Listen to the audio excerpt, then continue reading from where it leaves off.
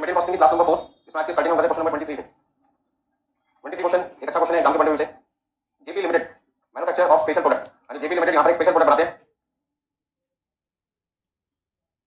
Follows the policy of EOQ for one of its component, और यहां पे company का नाम है जेपी लिमिटेड, वो एक स्पेशल प्रोडक्ट मैन्युफैक्चर करते हैं और इस प्रोडक्ट के लिए वो economic order quantity policy follow करते हैं। आप सब लोग को जानते हैं ईओक्यू पॉलिसी वो पॉलिसी होती है जहां पर ऑर्डरिंग कॉस्ट और कैरिंग कॉस्ट होती है बराबर होती है। तो क्वेश्चन नंबर 23 में पहला पॉइंट आपके पास है कंपनी कौन सी पॉलिसी फॉलो कर रही है। आप यहां पे देखेंगे जेपी लिमिटेड, यानी JP limited follows the policy of economic order quantity.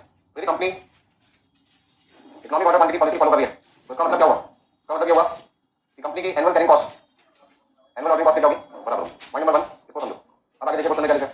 Purchase price एक कंपोनेंट के 200 रुपए और एक ऑर्डर प्लेस करने का खर्चा है 100 रुपए। कैरिंग कॉस्ट है 10%, तो 200 रुपए का 10% कितना आएगा 20 रुपए। Total carrying cost and ordering cost, carrying cost और ऑर्डरिंग कॉस्ट का सम कितना है 4000। अब यदि ऑर्डरिंग कॉस्ट और कैरिंग कॉस्ट का सम 4000 है और दोनों एक दूसरे के बराबर है तो दोनों का अमाउंट कितना होगा into 3 2000 2000। Ordering cost plus carrying cost equal to 4000, ordering carrying cost के बराबर है तो दोनों का अमाउंट कितना आएगा 2000। तो अब यहां पे पॉइंट नंबर 2 में क्या लिखेंगे, total annual carrying cost plus annual ordering cost equal to 4000। अब ऐसे में हम क्या लिख सकते हैं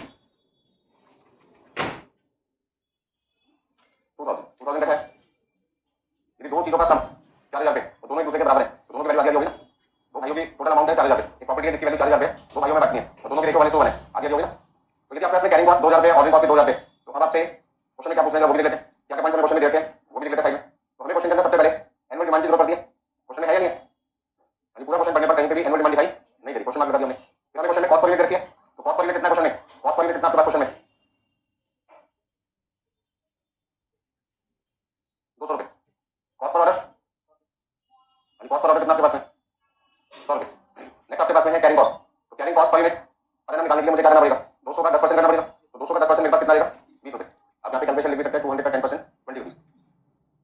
The company has been offered a discount of 2% on the price of component provided the lot size is 2000 components at a time। Company का दिया यदि आप हमसे एक बार में 2000 यूनिट खरीदोगे तो हम आपको कितने परसेंट डिस्काउंट देंगे 2% डिस्काउंट दे देंगे। ऐसे समझिए। You are required to calculate economic order quantity. पहला पॉइंट आपको क्या निकालना है ईओक्यू निकालना है। अब ईओक्यू निकालने का जो फॉर्मूला हमें पता है, ईओक्यू निकालने का जो फॉर्मूला हमें पता है आपके साथ क्या होगा। सॉल्यूशन का फर्स्ट पार्ट जब हमने करना स्टार्ट किया तो मेरे पास ईओक्यू सबसे आसान पॉइंट होता है पूरे चैप्टर में, फॉर्मूला लिखना है वैल्यू पुट करनी है।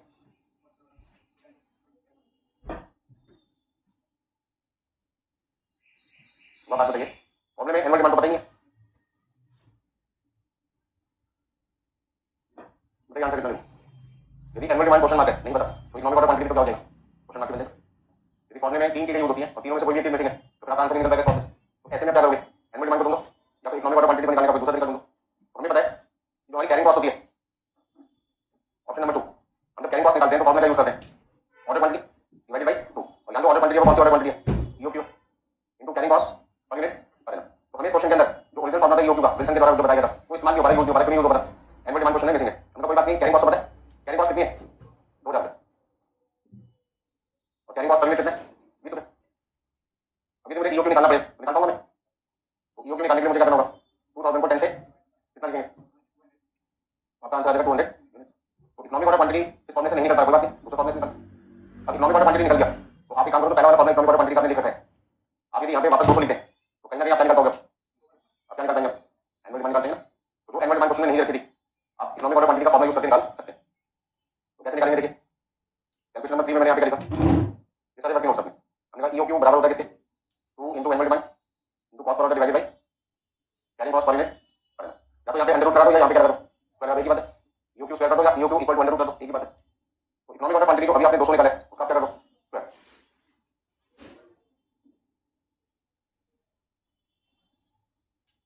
ठीक है 200 into 200 equal to annual demand into 10। Annual demand कितना आएगा 200 into 200 divided by 10 equal to 10 से आप लिख सकते हैं 4000।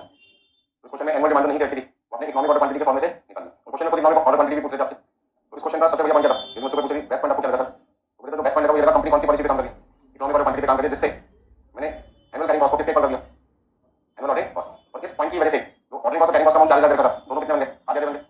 जैसे ये दोनों अमाउंट आधे आधे बन गए एनुअल कैरिंग कॉस्ट का फॉर्मूला इस्तेमाल करके यूज करके हमने क्या किया इकोनॉमिक ऑर्डर क्वांटिटी को मिसिंग थी हमने कोशिश तो ये थी कि हमारी ओरिजिनल फॉर्मूला से आंसर निकल जाए, नहीं मिल पाया तो क्या करें दूसरा तरीका ढूंढना पड़ेगा। तो आंसर लिखना स्टार्ट करना चाहते हो तो पॉइंट नंबर 1 2 3 पहले लिख लो तो उसका सॉल्यूशन लिखते हैं।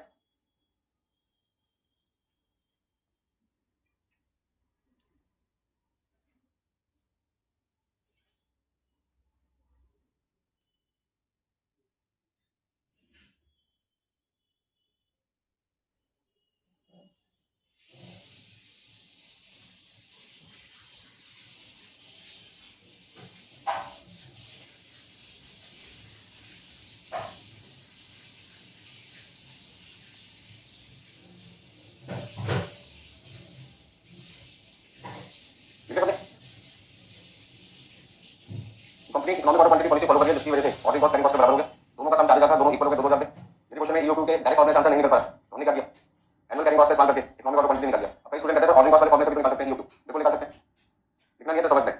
Annual by 2 into carrying cost per unit परिणाम करते हैं, और यदि मैं ऑर्डरिंग कॉस्ट की बात करता हूं तो वहां पे हम लिखते हैं annual demand divided by into cost पर वन। पॉइंट है कि मैंने पहले वाला फॉर्मूला इस्तेमाल किया, यूज किया, सेकंड वाला क्यों नहीं किया था, तो सेकंड वाला इसलिए नहीं किया था क्योंकि मेरे पास ना तो एनुअल डिमांड की क्वेश्चन है और ना ही मेरे पास ईओक्यू। अब एक फॉर्मूले में दो चीजें मिसिंग है, तो दोनों में से कोई एक चीज होना पहले जरूरी है ताकि दूसरी चीज निकाल सके। तो यदि आपके पास एनुअल डिमांड भी मिसिंग है, ईओक्यू भी मिसिंग है, तो फिर इस वाले फॉर्मूले का यूज करके कोई फायदा नहीं। फायदा तब है तो फॉर्मूले में खाली एक चीज मिसिंग है, बाकी सारी चीजें आपको क्वेश्चन में दे रखी हो। तो यहाँ पे मैंने कैरिंग कॉस्ट को यूज किया, ऑर्डरिंग कॉस्ट को यूज नहीं किया, वो मैंने आपको बता दिया। तो क्या बता दें,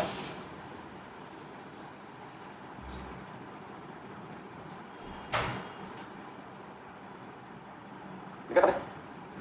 तो सॉल्यूशन के फर्स्ट पार्ट में सबसे पहले हमने ईओक्यू का जो ओरिजिनल फॉर्मूला लिखे के बाद पता लगा कि फॉर्मूला यूज नहीं हो पाएगा क्योंकि क्वेश्चन में एनुअल डिमांड नहीं। तो ईओक्यू भी नहीं देखा, एनुअल डिमांड भी नहीं देखा, तो इसमें दो चीजें मिसिंग होगी। वापस फॉर्मूला लिखना चाहो तो लिखो एग्जाम में, otherwise directly annual carrying cost का आंसर निकाल सकते हैं। पॉइंट नंबर 2 में आपसे क्या पूछ रहे हैं, advice whether the quantity discount offer can be accepted. आपको यहाँ पे सप्लायर एक ऑफर दे रहा है कि आप कितनी क्वांटिटी खरीदो, 2000 यूनिट खरीदो तो मैं आपको 2% डिस्काउंट दूंगा परचेज प्राइस, और कंडीशन क्या अप्लाई करती है ब्रैकेट में, assume that inventory carrying cost does not vary according to discount policy. अब इस लाइन का मतलब क्या है वो समझते हैं। ठीक है, अभी आप इकोनॉमिक ऑर्डर क्वांटिटी यदि फॉलो करते हैं तो आपकी ऑर्डर क्वांटिटी कितनी आती है क्वेश्चन में, 200 यूनिट आती है।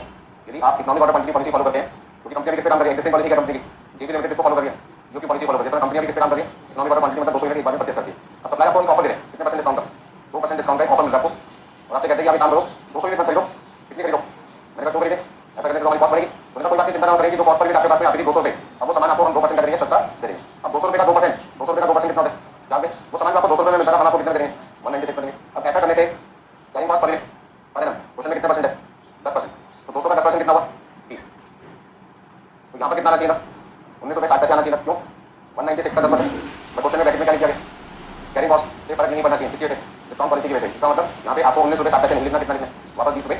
ऐसा कब करना होगा, तो क्वेश्चन आपको स्पेसिफाई करेगा कि डिस्काउंट के मिलने से कैरिंग कॉस्ट को कोई फर्क नहीं पड़ेगा। ये पॉइंट यदि ब्रैकेट में ना लिखा होगा तो मैं 19 रुपये 60 पैसे लेके अपना क्वेश्चन सॉल्व करना। अब क्या करूँगा, वापस 20 रुपये लिखूंगा, क्योंकि वो कहते हैं डिस्काउंट के मिलने से परचेज प्राइस पे तो फर्क पड़ेगा, कैरिंग कॉस्ट पे कोई फर्क नहीं पड़ना चाहिए। तो सर जहाँ पे मैं अपना सामान रखता हूँ गोडाउन में, वो कहते हैं सामान सस्ता हो या सामान महंगा, मुझे कोई मतलब नहीं, एक यूनिट रखने का खर्चा 20 रुपये, तो अगली बार कितना होगा 20 रुपये, चाहे आपको डिस्काउंट मिले डिस्काउंट ना मिले। अब तक क्या होगा, डिस्काउंट मिलेगा तो कैरिंग कॉस्ट भी करेगी कम होगी, लेकिन इस क्वेश्चन में मना कर दिया। तो हर क्वेश्चन की अपनी अलग कहानी होती है, उसके हिसाब से आपको देखना पड़ेगा क्या लिखा हुआ है। कॉस्ट पर ऑर्डर कोई फर्क पड़ेगा, एक ऑर्डर की कॉस्ट पहले भी सॉल्व करी, अभी कितनी रहेगी। अब मेरा क्वेश्चन आपसे ये है कि आपको यहाँ पर ऑफर एक्सेप्ट करना नहीं करना, ये बताओ। तो क्या आपको ऑप्शन माने एग्जिस्टिंग या आपके साथ ऑप्शन 2 डिस्काउंट पॉलिसी, या इन दोनों के बीच में आपको कंपैरिजन करना नहीं करना, बोलो भाई क्या हमें 2% डिस्काउंट ऑफर एक्सेप्ट करना चाहिए नहीं करना चाहिए। मतलब कंपैरिजन करने की बात नहीं है, तो ऑफर एक्सेप्ट करने का डिसीजन मेकिंग होगी ना। अब डिसीजन मेकिंग का कंपैरिजन, कंपैरिजन के टाइम पे कौन सी कॉस्ट है, रेलेवेंट कॉस्ट में ऑर्डरिंग कॉस्ट कैरिंग कॉस्ट आती है, क्या परचेजिंग कॉस्ट आएगी या नहीं आएगी, क्या कहते हो समझदार लोग कितने यहाँ पर अभी पता चल जाएगा। ठीक है बताओ भाई परचेजिंग कॉस्ट आएगा या नहीं आएगा, क्यों आएगा, नहीं नहीं नहीं तो पता लगाने का, बोलो भाई। हाँ बिल्कुल सही जवाब। कॉस्ट पर यूनिट पहले 200 कितनी है 196 है, मैंने आपको पहले भी कहा था कॉस्ट पर यूनिट फर्क पड़ती है, चेंज होती है, तो परचेज प्राइस चेंज हो जाएगी, और यदि परचेजिंग कॉस्ट चेंज होगी तो रेलेवेंट होगी ना। तो परचेजिंग कॉस्ट पर लेना है या नहीं लेना, इस क्वेश्चन में लेना चाहिए, तो लेना चाहिए। कॉस्ट पर यूनिट चेंज हो तो मैं चेंज हो डिस्काउंट आपको मिलेगा। तो पहला पॉइंट आपको अपने आप से क्या पूछना है, देखो जब तक ये चैप्टर चल रहा है तब तक बात होता होगा, चैप्टर खत्म मेरा काम भी खत्म बोलने का। ठीक है, जितने जल्दी समझ लो बात को उतना आपके लिए बेटर, नहीं तो एग्जाम में गड़बड़ हो जाएगी। ऐसे क्वेश्चन जिसमें आप बार बार गड़बड़ करोगे बिल्कुल लास्ट में करना। ठीक है, लास्ट में मैंने इसलिए बोला आपको टाइम मिलेगा नहीं, क्वेश्चन छूट जाएगा, गलत नहीं होगा, तो बिल्कुल तसल्ली होगी, आता क्वेश्चन छूट गया। ऐसा चाहते हो क्या, तो शुरू में करो इस क्वेश्चन को पता से करो, सिंपल क्वेश्चन है, तो दिक्कत नहीं। एक पॉइंट में आपको बार बार समझाना, उसके बाद गलत बोलो। ठीक है, बस आपको क्या ध्यान रखना है कि मेरी कॉस्ट पर यूनिट चेंज होती है या नहीं होती, आपको क्या चेंज हो रही है, नहीं होती है। 200 से कितनी होगी, परचेज प्राइस चेंज होगी, तो परचेजिंग कॉस्ट को कंसीडर करना। अब आगे देखिए, इन्होंने इस क्वेश्चन के अंदर परचेज प्राइस को चेंज किया है, पर कैरिंग कॉस्ट को चेंज करने से क्या कर दिया, मना कर दिया। कैरिंग कॉस्ट पहले भी 20 रुपये थी, अब भी वो कहते हैं कितने रुपये रखो 20 रुपये, क्योंकि 19 रुपये 60 पैसे आना चाहिए था।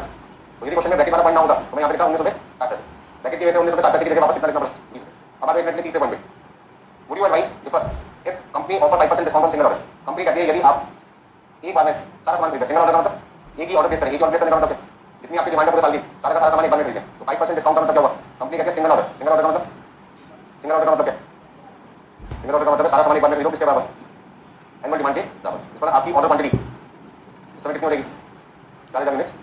तो single order means annual demand, annual demand means इस क्वेश्चन में कितनी 4000। ऐसे में आपको जो कुछ 200 रुपये का मिल रहा है, अब वो 5% डिस्काउंट मिलेगा 10 रुपये का,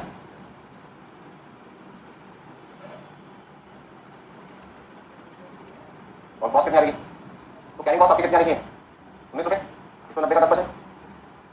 फिर से मेरा क्वेश्चन आपसे 19 रुपये को 20 रुपये को, तो बच्चे क्या कहते हैं कि सर पहले वाले केस में तो ब्रैकेट में लिखा था कैरिंग कॉस्ट डिस्काउंट पॉलिसी से चेंज नहीं होनी चाहिए, लेकिन दूसरे पार्ट में क्वेश्चन में नहीं लिखा, अब क्या करें, बस अब आपको ये सोचना है मैं 19 रुपये को यहाँ पे 20 रुपये को वापस रुपये आना चाहिए, 1 2 मेरी सारा बच्चे बोल आना चाहिए 20 रुपये, तो बी पॉइंट में लिखा है, सी में का लिखा, बी में लिखा ना, ब्रैकेट में सी में का लिखा, तो कितना आना चाहिए, 19 आना चाहिए, 20 आना चाहिए, और मैं कहूँ 20 आंसर सही है तो पता कैसे चलेगा कि 19 सही है 20 सही है। पहला पॉइंट है कि सप्लाई डिस्काउंट 2% है 5% है, यदि मैं कंपैरिजन 2% के लिए कर रहा हूँ तो जो नियम मेरे 2% जो वही मेरे नियम 5% हो, कंपैरिजन के लिए वो सोल्व करने के सप्लाई डिस्काउंट का रेट चेंज करना है, सप्लाई डिस्काउंट का रेट चेंज करना थोड़ी करना चाहिए, तो जो नियम रूल्स मैंने बना के 2% कंपैरिजन के यदि परसेंटेज चेंज हो तो नियम तो करेंगे चेंज रहेगा, ठीक है। घर में नियम बनाए जाते हैं तो सबके लिए मान लो किसी फैमिली में 2 लड़के हैं 2 बेटे, अब दोनों के लिए सारा रूल क्या बनेगा, एक को करता है 10 बजे और एक दम जा सकता है, दोनों के लिए रूल क्या होंगे, दोनों के लिए रूल्स क्या होंगे, एग्जाम्पल को समझने की कोशिश करें। जब कोई नियम बनाए जाते हैं तो नियम ऐसे नहीं कि बेटे बन के अलग होगा बेटे टूट के अलग होगा, वो क्या कहते हैं कि घर में 10 बजे तक सारे लोग आ जाओ ताकि सारे लोग मिलकर आराम से बैठकर एक दूसरे के सामने खाना खाएंगे और बात कर सकते हैं।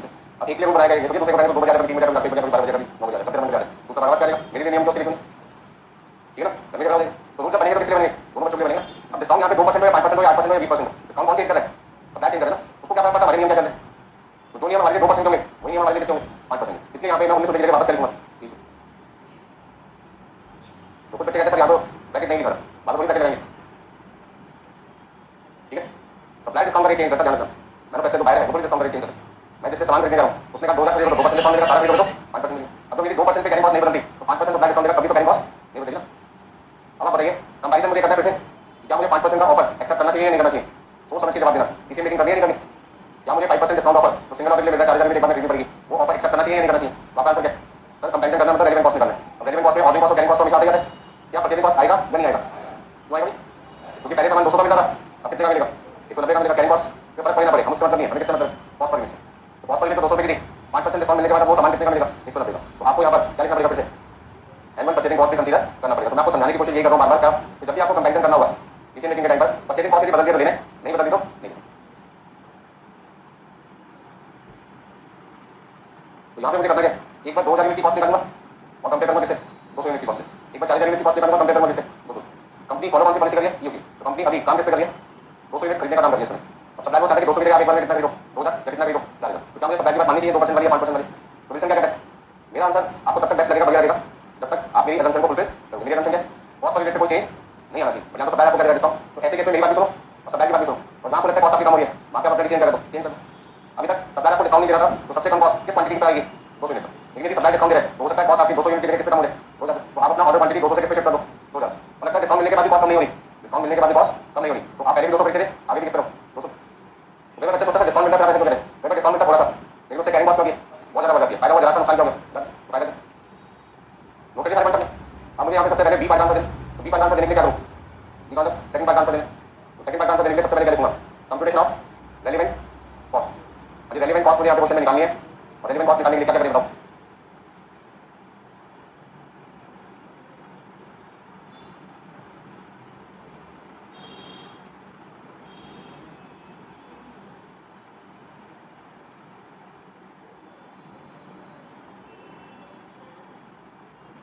परचेजिंग कॉस्ट कैसे निकालते हैं annual demand into cost per unit कितना था 200, अच्छा यहाँ पे डिस्काउंट मिलता है आपको 4 रुपये का, 2% डिस्काउंट 4 रुपये होता है 200 का, यहाँ पे आप लिखेंगे 4000 डिवाइडेड बाई 200, 4000 डिवाइड बाई 2000 कितना लिखें,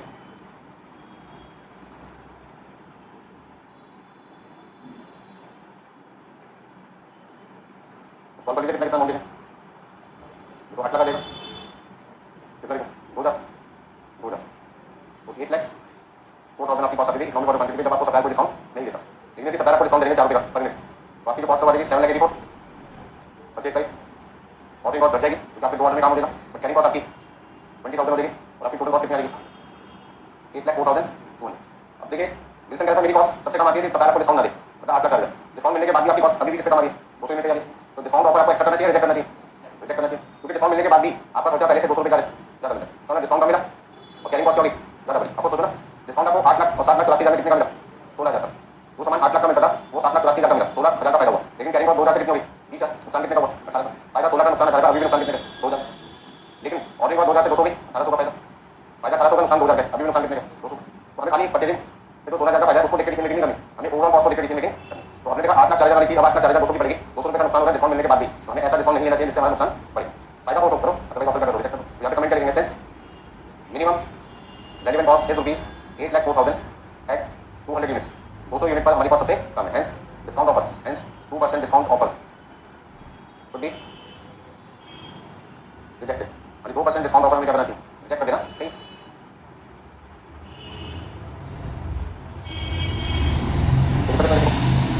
अब ऐसे ही आपको आंसर फिर से निकालना पड़ेगा, किसके बीच में 200 यूनिट और किसके बीच में 40,000। तो आंसर सेकंड से कर देगा, मतलब सी पार्ट ले सकते हो, थर्ड पार्ट ले सकते हो सकता है उस केस में आपकी कॉस्ट 8,40,000 से कम हो जाए, तो फिर उस केस हम ऑफर क्या कर लेंगे, एक्सेप्ट कर लेंगे। पहला पॉइंट ना तो मेरे विल्सन से कोई दुश्मनी है, ना वो मेरा दोस्त है, ना मेरा दुश्मन है, ना सप्लायर मेरा दोस्त है, ना दुश्मन है, मुझे तो जिससे फायदा होता है दिखाई देगा सिचुएशन के हिसाब से, उसके हिसाब से काम करें। अभी यहाँ पे 2% डिस्काउंट मिलने के बाद मुझे 200 रुपये का नुकसान हो रहा है, मेरी कॉस्ट बढ़ गई पहले से, तो मैंने कहा विल्सन ही सही है, सप्लायर को नहीं कहा कि मुझे 2% कोई फायदा नहीं होगा, बल्कि मुझे 200 का नुकसान हो रहा है, मैं आपकी बात को नहीं मानूंगा, मैं आपका जो ऑफर है वो रिजेक्ट कर रहा हूँ।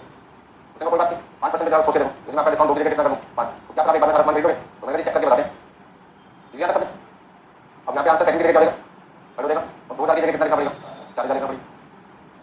ऊपर वाली कैलकुलेशन तो सेम रहेगी,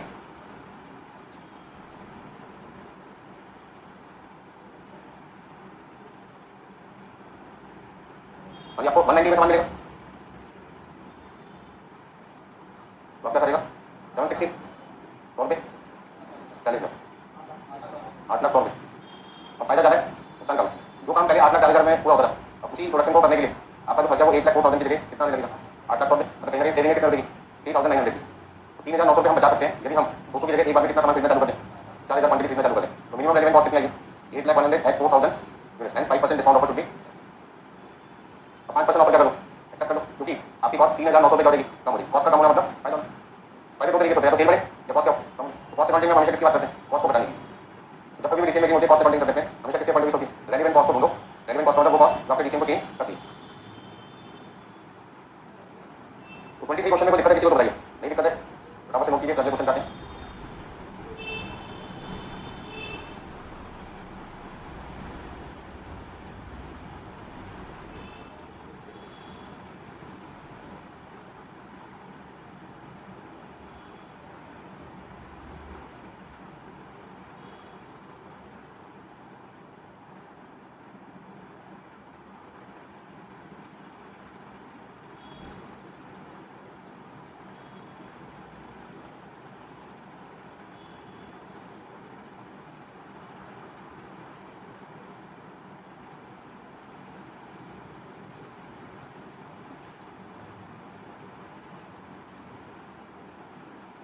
ठीक है, नेक्स्ट आपका क्वेश्चन नंबर 31। मैंने कितना आंसर लिखा था सबने, वो जाके तो देखो।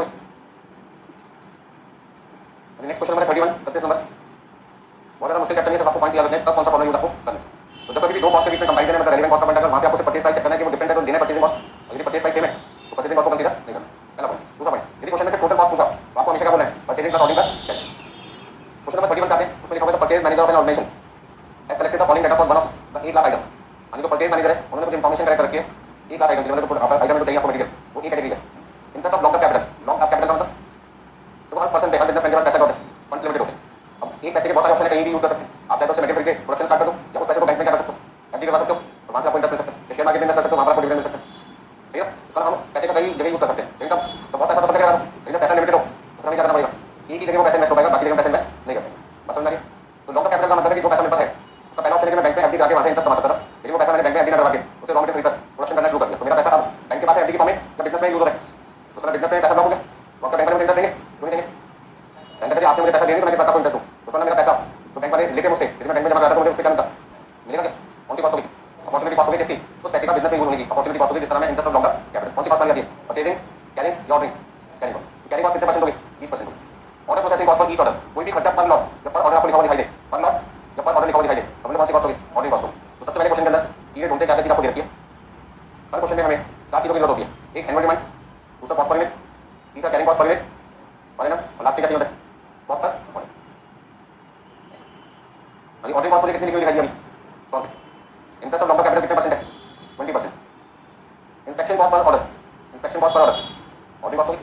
जब भी ऑर्डर प्लेस करोगे, जितनी बार भी ऑर्डर प्लेस करोगे उतनी बार आपका सामान आएगा, और जितनी बार भी सामान आएगा उतनी बार आपको रिसीव करने से पहले करना पड़ेगा, इंस्पेक्शन करना पड़ेगा, चेक करना पड़ेगा कि जो चीज मंगाई गई है वैसा सामान आपको मिलेगा नहीं। चेक करोगे तो नुकसान किसका होगा, आपके, क्योंकि जब आप उस मटेरियल को कंज्यूम करने लगोगे और पता चला मटेरियल तो सही नहीं निकला तो प्रोडक्शन उस समय के लिए क्या होगी, रुक जाएगी। तो सबसे ज़्यादा जहाँ पे ऑनलाइन सामान ऑर्डर प्लेस करते हो चेक करना जरूरी। आपने मंगाया 1 लाख, मिलकर 20 लाख, कलर का साइज कलर भी शेड अलग लगा दी, दिक्कत देगा उस केस में। तो इंस्पेक्शन का खर्चा एक बार होता है, बार होता है, उतनी बार होगा जितनी बार आपने ऑर्डर प्लेस, एक ऑर्डर प्लेस करें, एक बार चेक करोगे, 2 ऑर्डर प्लेस करो, 2 बार चेक करोगे, 4 ऑर्डर प्लेस करोगे, 4 बार चेक करोगे, 10 ऑर्डर प्लेस करोगे तो 10 बार। तो जितनी बार आप ऑर्डर प्लेस करोगे उतनी बार आपको चेक करना पड़ेगा। आगे देखिए, फॉलो कॉस्ट कौन सी कॉस्ट होती है, ordering cost, carrying cost, ordering cost, फिर फिक्स तो कैरिंग कॉस्ट का पार्ट बन जाता है। कितने परसेंट है? 5%। हाँ जी, अदर होल्डिंग कॉस्ट कितनी है? इसका टोटल कैरिंग कॉस्ट कितनी आ रही? 40%। किसका? कॉस्ट पर यूनिट का। अदर प्रोक्योरमेंट कॉस्ट, प्रोक्योरमेंट का मतलब मंगवाने का खर्चा 170 रुपये अदर कॉस्ट है। मतलब ये खर्चे तो नहीं होल्डिंग कॉस्ट के, उसके अलावा 170 रुपये और है। कितने लगे टोटल? 400 लिखो, 50 और 80 हो गए 130, 130 और 170 हो गए 300 प्लस 100 कितने हो गए? 400। एनुअल डिमांड क्वेश्चन में कितनी रखी है? 1000 यूनिट रखी है आपको। आगे देखा कॉस्ट पर आइटम कितनी आपके पास है? 1 यूनिट कितनी मिल रही है आपको? 10 रुपये की मिल रही है। तो 10 रुपये का 40% कितना लिखूंगा? 4 रुपये लिखूंगा। 10 रुपये का 40% आपके पास आ जाएगा 4 रुपये। Discount for minimum order quantity of 500 items 10%। Supplier आपको क्या करें? आप उसे एक बार में कितनी में खरीदो? 500। तो मैं आपको सामान 10% सस्ता दे दूंगा। इसमें अभी जो सामान मिल रहा है वो 10 रुपये में मिल रहा है। और 10 रुपये में कब तक मिलता रहेगा? तब तक आपका ऑर्डर 500 से क्या होगा? कम होगा। मतलब 499.99 यूनिट्स का ऑर्डर प्लेस करेंगे तो भी सामान कितने का मिलेगा? 10 का। जैसे ही 500 या 500 से ज़्यादा यूनिट एक बार में खरीदोगे तो फिर आपको परचेज प्राइस 10 के लिए कितना देना पड़ेगा? 9 रुपये। इसका मतलब क्या हुआ? यहाँ पर आपके पास में सामान 10 से कितना हो सकता है? 9 रुपये हो सकता है। लेकिन उसकी कंडीशन क्या है? यहाँ पे जो ऑर्डर साइज है, मुझे ये पता है इस समय मेरा ऑर्डर क्वांटिटी क्या है। तो जब सप्लाई डिस्काउंट नहीं देता तो ऑर्डर क्वांटिटी बेस्ट कौन सा होता है? जब आपको सप्लाई डिस्काउंट नहीं देता, नो डिस्काउंट के केस में, नो डिस्काउंट के केस में बेस्ट ऑर्डर क्वांटिटी कौन सी होती है? यूक्यू। तो आप यूक्यू ढूंढ लो कितना है। ठीक है, मतलब सप्लाई आपको डिस्काउंट दे रहा है तो सामान 10 वाला कितने में मिलेगा? 10% डिस्काउंट 9 रुपये में मिलेगा। और 9 रुपये का 10%, 9 रुपये का 40% कितना है? आपने गलती से 10% लिखा, ठीक कर देना। 40% 10 रुपये का 4 रुपये था, 10 रुपये तो अमाउंट है, करेक्शन कर देना, परसेंटेज नहीं होगी। तो 10 रुपये का 40% कितना देगा? 4। अब यहाँ पे सामान 10 रुपये के कितने का मिल रहा है? तो 9 रुपये का 40%, 3 रुपये 60 पैसे हो गया आपको। पहले भी सामान का मंगवाने का खर्चा 400 रुपये था, अभी कितना आएगा? 400। और ऑर्डर एनुअल डिमांड कितनी पहले 1000, अभी कितनी है? 1000। मैं आपको समझाने की कोशिश कर रहा हूँ। एनुअल डिमांड और कॉस्ट पर ऑर्डर पे तो कोई फर्क पड़ता ही नहीं। डिस्काउंट के मिलने से, डिस्काउंट के मिलने या ना मिलने से किस पे फर्क नहीं पड़ता? एनुअल डिमांड और किस पे? कॉस्ट पर ऑर्डर पे। तो फर्क किस पे पड़ता है? एक कॉस्ट पर यूनिट और किस पे? कैरिंग कॉस्ट पे। तो 10 वाली चीज आपको कितने की मिलती है? 9 रुपये की। यदि सामान 10 रुपये का मिलता तो 40% 4 रुपये बनता है। और यदि सामान 10 रुपये का 9 रुपये में मिलना स्टार्ट हो जाए तो 9 रुपये का 40% कितना है? 3 रुपये 60 पैसे। क्वेश्चन ये बनता है कि 500 यूनिट जब आप खरीदेंगे कम से कम, तब आपको सप्लाई मटेरियल 10 रुपये के लिए कितने देना स्टार्ट कर देगा? तो यहाँ की जो ऑर्डर क्वांटिटी होगी वो कितनी होगी? चलिए बताओ। पहला केस कौन सा है?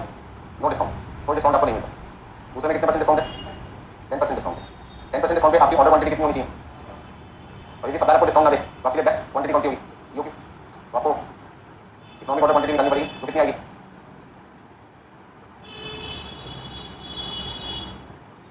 मतलब 2 multiply by 1000 multiply by 400 divide by 4 under root क्या आपने? तो 447 447। तो यदि आपको सप्लाई डिस्काउंट ना दे तो आपको सप्लाई से कितनी क्वांटिटी खरीदने में फायदा है? 447 में। सप्लाई करना 447 की जगह आप 500 लेना स्टार्ट कर दो तो आपको मटेरियल 10% सस्ता मिलेगा। इससे आपके दो फायदे होंगे। एक, कॉस्ट पर 10 रुपये से कितने लिखना हो, और दूसरा रखने का खर्चा तो 1 मिनट का 4 रुपये कितना देगा? 3 रुपये 60 पैसे। और तीसरा फायदा क्या? नंबर ऑफ ऑर्डर्स आपके बढ़ेंगे पहले से कम होंगे। तो क्वेश्चन में अब आपको यहाँ पे what should be the ordering policy of the purchase manager. Purchase manager के सामने अब कितने ऑप्शन दिखाई दे रहे हैं उसको? कितने ऑप्शन दिखाई दे रहे हैं? कौन कौन से दो? एक डिस्काउंट कंसीडर करें, एक डिस्काउंट कंसीडर ना करें। तो पहला ऑप्शन होगा 447 यूनिट का विदाउट डिस्काउंट, और दूसरा ऑप्शन होगा 500 यूनिट का विद डिस्काउंट। अब परचेज मैनेजर के सामने कंडीशन है, वो डिस्काउंट ऑफर एक्सेप्ट करेगा रिजेक्ट कर दे तो वो क्या करेगा? कोई भी काम में जल्दबाजी में नहीं करता। सबसे पहले क्या करूंगा? रेलेवेंट कॉस्ट निकालूंगा। और रेलेवेंट कॉस्ट निकालते टाइम परचेजिंग कॉस्ट आएगा या नहीं आएगा? कौन बताएगा? तुम्हें कभी प्राइस चेंज हो रहा है, 10 रुपये की चीज कितने में मिल रही है? बस इतने देखना आपको, ज़्यादा नहीं देखना, उतने देखो जितना मुझे रिक्वायर्ड है। 10 वाली चीज यदि 9 में मिल रही है मतलब परचेज प्राइस चेंज हो गई, मतलब कि रेलेवेंट कॉस्ट में अब ऑर्डरिंग कैरिंग कॉस्ट के साथ साथ क्या आएगा? परचेजिंग कॉस्ट भी आएगी। तो 31 क्वेश्चन में क्या अच्छा पॉइंट है? एक 500 यूनिट की क्वांटिटी क्वेश्चन में दे रखी है, लेकिन वो कब मिल 500 यूनिट हमें कब खरीदनी चाहिए? जब सप्लाई में 10% का दे डिस्काउंट। और यदि सप्लाई में डिस्काउंट ना देते हो वो भी तो सामान खरीदेंगे। उसमें जो सप्लाई डिस्काउंट आपको नहीं दे रहा था उसमें बेस्ट क्वांटिटी कौन सी होती है? जो विल्सन हमें बताता है डिस्काउंट में से 447। ठीक है सबने?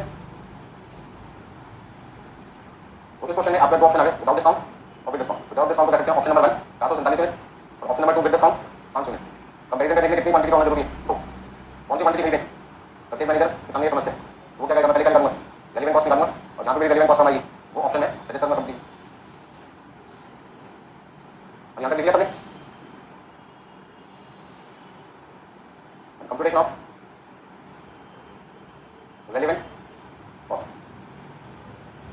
और रेलेवेंट कॉस्ट निकालने के लिए मुझे क्या करना है? सबसे पहले ऑर्डर क्वांटिटी। एक ऑर्डर क्वांटिटी कितनी है? 447। और ये जो 447 यूनिट्स है ये विदाउट डिस्काउंट है, कोई डिस्काउंट आप चाहो तो अपने लिए ब्रैकेट में क्या लिख सकते हो?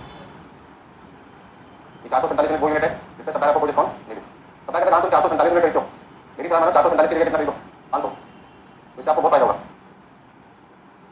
हमारा आपको 10% सस्ता मिलना स्टार्ट हो जाएगा। तो एनुअल परचेजिंग कॉस्ट देना पड़ेगा, एनुअल ऑर्डरिंग कॉस्ट, और लास्ट में क्या? Relevant cost.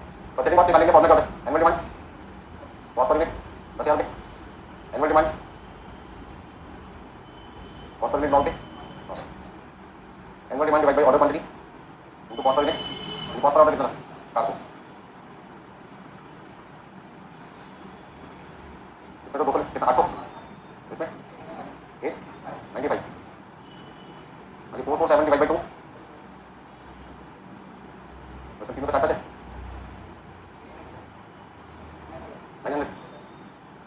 10,000 plus 895 plus 894 11,089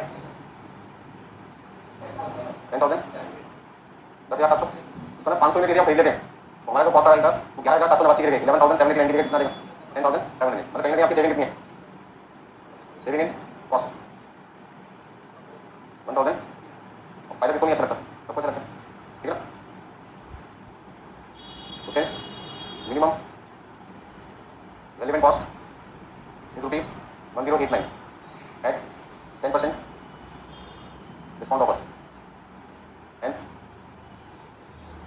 10% discount offer should be ठीक है 10,700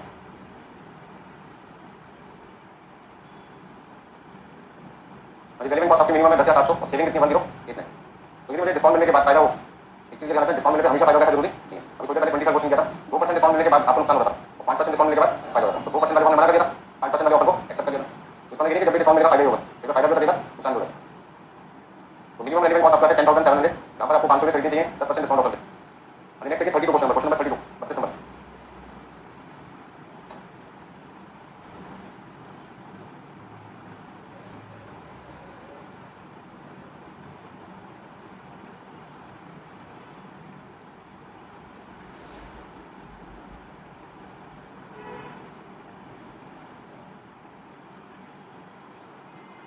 देखिए 32 क्वेश्चन में लिखा calculate EOP and total variable cost आपसे वेरिएबल कॉस्ट पूछ रहे हैं वेरिएबल कॉस्ट कौन सी होती है यहाँ पे तो पहले तो ये समझो कि इस क्वेश्चन में इस चैप्टर में मेथड कॉस्टिंग में हमारी कौन कौन सी कॉस्ट होती है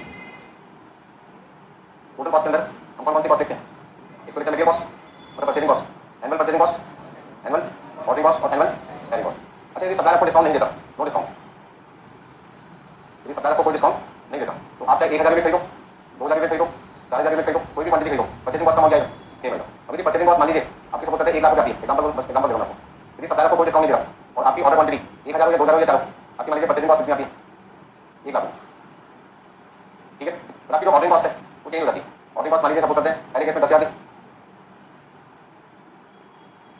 तो ऑर्डरिंग कॉस्ट चेंज होगी ऐसी कैरिंग कॉस्ट की बात करें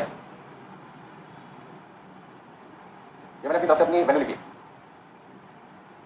ऑर्डरिंग कॉस्ट और कैरिंग कॉस्ट के बीच में कौन सा रिलेशन होता है इनवर्स एक कॉस्ट घटती है तो दूसरी कॉस्ट बढ़ती है तो यदि सप्लायर आपको कोई डिस्काउंट नहीं देता तो परचेजिंग कॉस्ट हर ऑर्डर क्वांटिटी पर क्या आती है सेम अब जो कॉस्ट सेम आती है हर क्वांटिटी पर उसको क्या कहते हैं ये आपके लिए कौन सी कॉस्ट होंगे और ये आपके लिए कौन सी होंगे तो यदि आपसे क्वेश्चन में कहा जाए वेरिएबल कॉस्ट ढूंढो इस चैप्टर के अंदर तो आपको कौन सी कॉस्ट ढूंढनी है ऑर्डरिंग कॉस्ट और कैरिंग कॉस्ट ढूंढनी तो ऑर्डरिंग कॉस्ट और कैरिंग कॉस्ट को ऐड करो तो टोटल कॉस्ट में यदि आपसे पूछा जाए फिक्स कॉस्ट कौन सी है तो आप क्या कहोगे परचेजिंग कॉस्ट और यदि आपसे पूछा जाए वेरिएबल कॉस्ट कौन सी है तो ordering cost plus carrying cost तो दिक्कत है नोट लीजिए इसमें अच्छा यदि डिस्काउंट मिल जाए तो यदि डिस्काउंट मिल जाए तो परचेजिंग कॉस्ट चेंज होगी तो फिर वो फिक्स से काम देगी वेरिएबल मिलेगी तो फिर आपके पास वेरिएबल कॉस्ट में purchasing plus ordering plus carrying तीनों आएगी तो टोटल कॉस्ट से काम देगी वेरिएबल कॉस्ट मिलेगी तो हर केस में अलग अलग पॉइंट होते हैं ऐसे नहीं कि क्वेश्चन एक पॉइंट है तो वही पॉइंट हर क्वेश्चन में एप्लीकेबल होगा जैसे जैसे क्वेश्चन होंगे वैसे वैसे आपके सॉल्यूशन बदलते जाएंगे तो किसी क्वेश्चन में परचेज प्राइस बदल रही है तो परचेजिंग कॉस्ट वेरिएबल बन जाएगी तो टोटल कॉस्ट वेरिएबल कॉस्ट हो जाएगी लेकिन यदि किसी क्वेश्चन में परचेज प्राइस नहीं चेंज होती मतलब कोई डिस्काउंट की बात नहीं कर रहा तो परचेजिंग कॉस्ट हर ऑर्डर क्वांटिटी पे सेम आएगी ऐसे केस में आप उसको क्या कहते हो फिक्स कॉस्ट डीसीएम मेकिंग के पॉइंट से इररिलेवेंट कॉस्ट कहते हैं और टोटल कॉस्ट का नाम क्या कहते हैं फिक्स कॉस्ट डीसीएम मेकिंग में ऑर्डरिंग और कैरिंग कॉस्ट रेलेवेंट कॉस्ट बन जाता है और टोटल कॉस्ट का नाम वेरिएबल कॉस्ट बन जाता है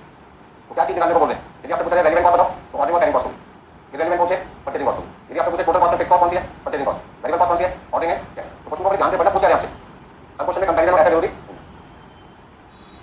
तो 32 के फर्स्ट पॉइंट में सबसे पहले मैं जानना चाहता हूं कि मेरा ईओक्यू कितना है तो मैं निकाल दूंगा विल्सन की वजह से ठीक है ना विल्सन कौन है एक मैथमेटिशियन जिन्होंने एक सिचुएशन को समझकर उसका सॉल्यूशन दिया सिचुएशन क्या है जब हमें ये ना पता चले किस क्वांटिटी को खरीदकर हम अपनी कॉस्ट को मिनिमाइज कर सकते हैं और जहाँ पे हमारे कोई ऑर्डर क्वांटिटी ना हो कंपैरिजन करने के लिए तो वहाँ विल्सन कहता है मैं आपको एक फॉर्मूला बता रहा हूँ उस फॉर्मूले से जो क्वांटिटी मिलेगी उस क्वांटिटी को खरीदने पर आपकी टोटल कॉस्ट आएगी purchasing plus ordering plus carrying cost आएगी बाकी किसी और क्वांटिटी के खरीदने से कम आएगी और ये बात मैंने लास्ट क्लास में प्रूव भी की आपको करके दिखा देगा और यहाँ तक सबको समझ आ गया तो टोटल कॉस्ट में दो तरीके की कॉस्ट होगी फिक्स और वेरिएबल इसी तरीके से रेलेवेंट कॉस्ट इररिलेवेंट कॉस्ट अलग कॉन्सेप्ट होता है टोटल कॉस्ट में फिक्स और वेरिएबल कॉस्ट अलग कॉन्सेप्ट आप ऐसे कह सकते हैं यदि सप्लायर आपको डिस्काउंट ना दे तो इररिलेवेंट कॉस्ट है वो फिक्स कॉस्ट है ये परचेजिंग कॉस्ट कौन सी होती है इररिलेवेंट कॉस्ट यहाँ पे कौन सी कॉस्ट है फिक्स कॉस्ट और यदि आपसे पूछे रेलेवेंट कॉस्ट कौन सी है तो आप कह सकते हो variable cost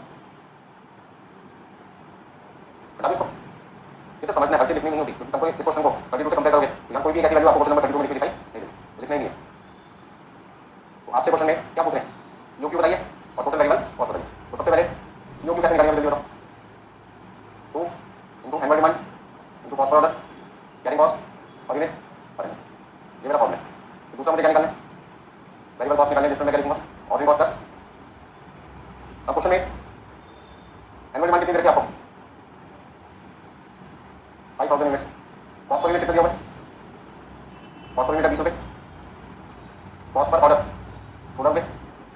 cost per order कितना है 16 रुपये और carrying cost per unit per annum. Storage rate 2% है, इंटरेस्ट रेट है 12%, ऑफरेंसेस रेट कितने 6%, तो 2% 12% 6% तीनों कितना हुआ 20%, तो कैरिंग कॉस्ट 20% आ गया। 20% किसका कॉस्ट पर यूनिट का, तो 20 रुपये का 20% और फॉर्मूला में वैल्यू पुट कर दो 2 into annual demand into cost per order divided by carrying cost per unit per annum. कितना आंसर लिख सकते हैं 200। अब ऑर्डर कॉस्ट का फॉर्मूला आपको बताइए क्या, annual demand divide by order quantity into cost per order plus order quantity divide by 2 into carrying cost, मतलब कितना लिखें 400 प्लस 400 इक्वल टू 800। अब आपके आंसर आ गया, इकोनॉमिक ऑर्डर क्वांटिटी आ गया 200 यूनिट, ऑर्डरिंग कॉस्ट और कैरिंग कॉस्ट जिसको कहते हैं वेरिएबल कॉस्ट, वो कितना आ गया 800। पहला पार्ट खत्म हो गया। दूसरे पार्ट में क्या कहते हैं, फिर से वेरिएबल कॉस्ट बताइए। यदि हम इनकरेक्ट प्राइस यूज करते हैं 12 रुपये 80 पैसे, अब ये करेक्ट प्राइस क्या था, पहले पार्ट में करेक्ट प्राइस क्या था, correct price cost per unit कितनी थी 20 रुपये थी, तो हमारा आंसर था 200 और कितना था 800। सेकंड पार्ट में क्या कहते हैं, सेकंड पार्ट में कहते हैं कि आप 20 रुपये यूज मत करो, एक गलत प्राइस यूज करो, इनकरेक्ट प्राइस यूज करो। यदि प्राइस आप गलत यूज करते तो आपकी जिंदगी में क्या बदलाव आते, 20 रुपये की जगह 12 रुपये 80 पैसे लेके चलो, इनको कोई बात नहीं। यदि मैं 20 रुपये की जगह 12 रुपये 80 पैसे लूंगा तो एक तो कॉस्ट पर यूनिट का फर्क पड़ेगा, और कॉस्ट पर यूनिट का फर्क किसका आएगा कैरिंग कॉस्ट, तो एनुअल डिमांड कोई फर्क नहीं पड़ेगा, सामान सस्ता हो महंगा हो, बहुत सस्ता हो बहुत महंगा हो, यानी कॉस्ट पर यूनिट 20 रुपये की जगह कितना लेके चलना है, कॉस्ट पर ऑर्डर पे कोई फर्क नहीं पड़ना, और कैरिंग कॉस्ट पर यूनिट कितना आएगा 12 रुपये 80 पैसे का 20% कितना लिखूँ 2.5। तो ऐसे केस में अब आपको फिर से क्या निकालना पड़ेगा, you 2 into annual demand into cost per order divided by carrying cost 2 रुपये 56 पैसे, आंसर कितना रहेगा 250। तो ऐसे केस में फिर आपकी जो वेरिएबल कॉस्ट है एनुअल ऑर्डरिंग कॉस्ट प्लस कितना लिखेंगे यहाँ पे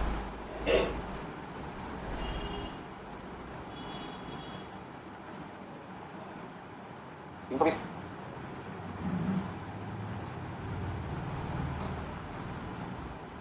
यदि हम इनकरेक्ट प्राइस यूज करते हैं 20 रुपये की जगह 12 रुपये 80 पैसे यूज करते हैं तो आपका इकोनॉमिक ऑर्डर क्वांटिटी को 200 से कितना देगा 250, और ऐसे में आपकी जो वेरिएबल कॉस्ट 800 रुपये वो कितनी देगी 650।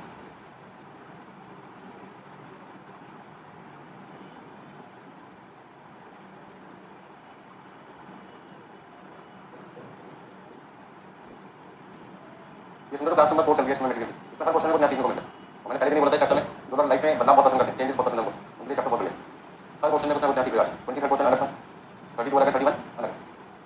अब देखिए नेक्स्ट बहुत ही बढ़िया क्वेश्चन है 30, इसे एक बार 2 बार 3 बार पढ़ने के बाद ही नहीं समझना, तो कहाँ से शुरू करें। क्वेश्चन नंबर 30 30 30 नंबर, ठीक है ना, क्वेश्चन नंबर 30 को मैं चाहता हूँ कम से कम 2 बार तो जरूर पढ़ें। 30 30 क्वेश्चन नंबर,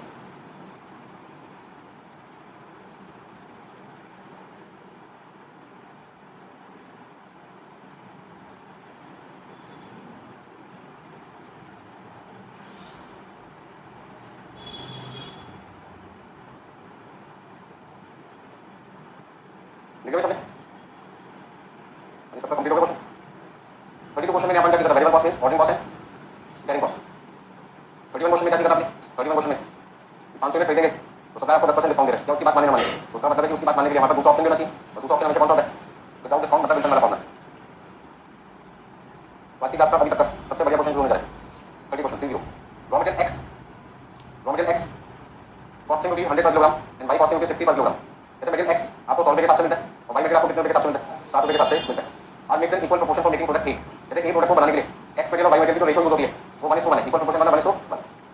यदि मुझे मटेरियल 50 किलोग्राम चाहिए, फॉर एग्जांपल मटेरियल कितना चाहिए 50 किलोग्राम, तो 25 किलोग्राम एक्स मटेरियल होगा 25 किलोग्राम वाई मटेरियल होगा। यदि मुझे 100 किलोग्राम मटेरियल चाहिए तो 50 50 हो गया, 40 चाहिए तो 20 20 हो गया, 10 किलोग्राम चाहिए 5 5, इसका मतलब 1:2 बना।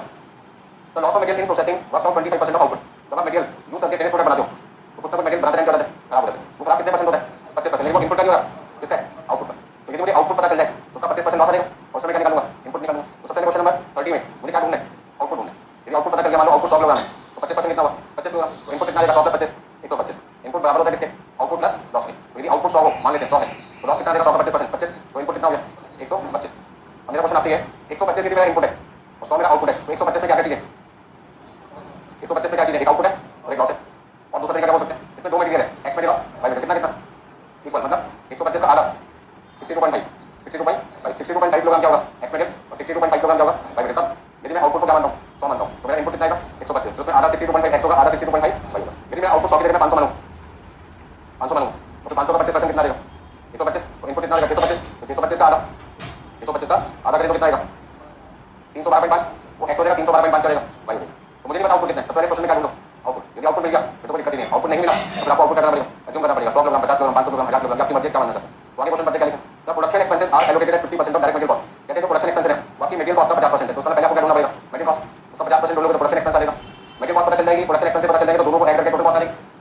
द एंड प्रोडक्ट का मतलब फिनिश प्रोडक्ट, एंड का मतलब फिनिश प्रोडक्ट इस price with margin of 33.3% over the total cost, देखो टोटल कॉस्ट निकल गया उसका 1/3 आपका क्या प्रॉफिट है, 33.3% को क्या कहते हैं 1/3, जैसे 25% बनने को होता है 20% बनने का होता है 33.3% होता है 1/3, तो जो कॉस्ट निकल गया उसका 1/3 क्या होगा प्रॉफिट होगा। हमारे पास आके 9,000 तो 9,000 का 1/3 3,000, टोटल कॉस्ट होगी 9,000 3,000 प्रॉफिट हो गया, तो सेल वैल्यू कितनी आई 12,000। ये सारी मैं एज्यूम वैल्यू बता रहा हूं, मुझे नहीं पता कितनी वैल्यू कॉस्ट टोटल कॉस्ट कितनी है। Material Y is not easily available and substitute raw material has been found for by costing 50 per kilogram, market में बाई मटेरियल मिलना क्या हो गया मुश्किल हो गया, अभी कोई एक मटेरियल मिलना मुश्किल हो गया, या तो मैं अपना फैक्ट्री में ताला लगा दूं या फिर क्या करूं उसकी जगह पे दूसरा मटेरियल ढूंढूं जिससे प्रोडक्शन ना हो। तो ऐसे केस में कौन सा मटेरियल को मिल गया जेड मटेरियल मिल गया, भाई कितने में मिलता है 1 किलोग्राम 60 में, और जेड कितने में मिल रहा है, क्या आपको लगता है दोनों की क्वालिटी सेम है, अभी तो क्वालिटी सेम नहीं होगी उससे दिक्कत क्या आएगी, जो प्रोडक्ट कस्टमर उससे खरीदना चाहेगा वो कहेगा जो क्वालिटी पहले देते थे वही क्वालिटी आगे भी दो, बस समझ रहे कस्टमर हमेशा क्वालिटी क्या चाहता है खराब ना हो, जो क्वालिटी पहले देते थे तो बोलो उससे बेटर दो, बस समझ रहे कस्टमर की रिक्वायरमेंट करके नेक्स्ट टाइम हम खरीदने की या तो सेम क्वालिटी मिले या बेटर क्वालिटी मिले, और हमारे सामने दिक्कत क्या है हमारा क्वालिटी घट रहा है, कैसे 60 वाला सामान मिलना बंद हो रहा है 50 वाला खरीदना स्टार्ट कर दें तो 50 वाले की क्वालिटी डेफिनेटली क्या होगी पूरा होगी कैसे 60 वाले, तो ऐसे कैसे क्या करें आगे देखिए, it is required to keep the proportion of this substitute material in the mixture as low as possible, ये कहते हैं इस मटेरियल की क्वांटिटी को क्या बनाओ कम से कम, अब कम से कम का मतलब क्या नाम लेंगे इसको लाना तो पड़ेगा, इतना जरूरी हो तो लाना पड़ेगा ना। अच्छा यदि मैं जेड को काम कर दूंगा तो फिर मुझे एक्स मटेरियल करना पड़ेगा, बनाना पड़ेगा क्योंकि मटेरियल तो कितने यूज होंगे, तो पहले एक्स और वाई था, अब वाई की जगह जेड है, वाई की जगह जेड है, तो कितने मटेरियल होंगे एक्स एंड जेड, और जेड की घटाऊंगा जेड की घटाऊंगा तो मुझे बदले में एक्स करना पड़ेगा बनाना पड़ेगा, और एक्स को 100 रुपये मटेरियल है मेरी कॉस्ट क्या होगी बड़ी, ये भी चिंता की बात है। And the same time maintain the selling price, और साथ में ये भी कंडीशन है कि प्रोडक्ट की सेलिंग प्राइस नहीं बढ़नी चाहिए, यदि सेलिंग प्राइस पहले मान लो 12,000 कर दी अभी कितनी चाहिए फॉर एग्जांपल 12,000 के मन से बोली थी इतना क्वेश्चन से बोलने देना बस समझ ये बच्चे 12,000 बोलने बैठेंगे, बात मैंने समझा कि यदि मेरी टोटल कॉस्ट 9,000 है और मेरा प्रॉफिट 1/3 है 3,000 तो सेलिंग प्राइस कितनी आएगी, अभी कहते हैं सेलिंग प्राइस भी बढ़नी चाहिए और जेड मटेरियल कम यूज होना चाहिए, मतलब एक्स मटेरियल ज़्यादा यूज होना चाहिए, दिमाग खराब करके कॉस्ट भी बढ़नी चाहिए प्रॉफिट भी आगे का लिखा है।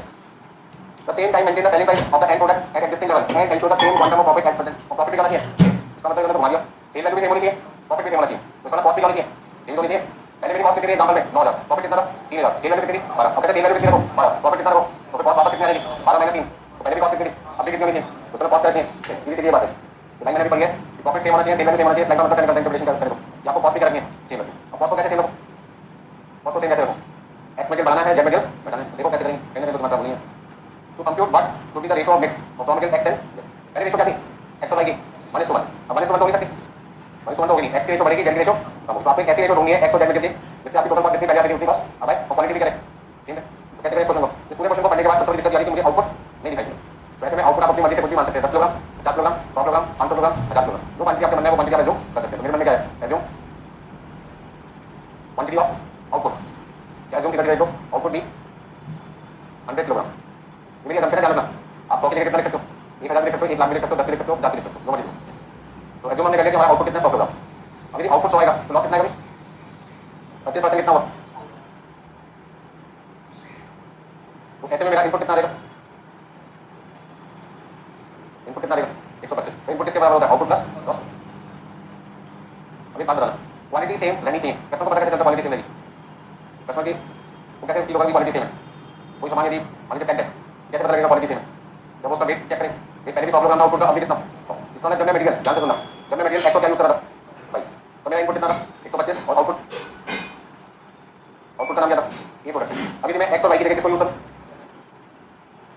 तो प्रोडक्ट तो अभी क्या बनना चाहिए यही बनना चाहिए ना, प्रोडक्ट तो पहले भी है था अभी कस्टमर को कैसे पता चलता क्वालिटी सेम है, क्वालिटी कैसे पता चलेगा आपके घर में टैप में लगी हुई है कैसे पता लगेगा सेम टैप की क्वालिटी तो पहले खरीदी हुई है, या तो उस नल को तोड़ के देखो उसको पिघला के देखो या फिर उसका वजन करके देखो, तो जनरली हम क्या करते हैं ये पुराना टैप है ये नया टैप है दोनों का वेट करना चाहिए सेम होगा तो मान के चलेंगे क्वालिटी है सेम, कुछ चीज़ ऐसी होती है जिसको तोड़ कर देखा जाए तो क्वालिटी का पता चलता है, कुछ चीज़ ऐसी होती है जिसको तोड़ के देखना पॉसिबल नहीं है, दुकान पे जाकर देखोगे तो भैया आपने नहीं टैप देना नहीं देना जब मैं इसको गरम करके पिघला के देखता हूँ सेम मटेरियल यूज नहीं हुआ क्या पॉसिबल आपके लिए क्या करोगे वेट करके देखोगे वेट किसका इनपुट का या आउटपुट का क्या खरीदेंगे आउटपुट खरीदेंगे तो वेट किसका चेक करोगे उसमें मटेरियल एक्स आपको रंग दिखाई दे रहा होगा नहीं तो मिक्स है ना मिक्स करके आपने प्रोडक्ट बनाया उसका नाम ये है, एग्जांपल को समझो क्या चीज़ खरीद रहा हूँ आउटपुट प्रोडक्ट तो मैं वेट किसका चेक करूँगा इनपुट का या आउटपुट का, आउटपुट पहले कितना था तो अभी कितना होगा तो सर अभी 100 किलोग्राम आना चाहिए तो अभी लॉस कितना होगा तो अभी इनपुट कितना होगा, तो क्या चीज़ समझ में आई मुझे कि मैं एक्स और वाई यूज करूँ या एक्स और जेड यूज करूँ, इनपुट पहले भी 125 था अभी कितना है 125 क्योंकि मेरा आउटपुट कितना है 100, तो जब तक मेरा आउटपुट 100 आएगा तब तक मेरा इनपुट कितना रहेगा 125 रहेगा, चाहे मेरे एक्स और वाई हो या मेरे एक्स और कस्टमर को कैसे पता लगता क्वालिटी सेम है?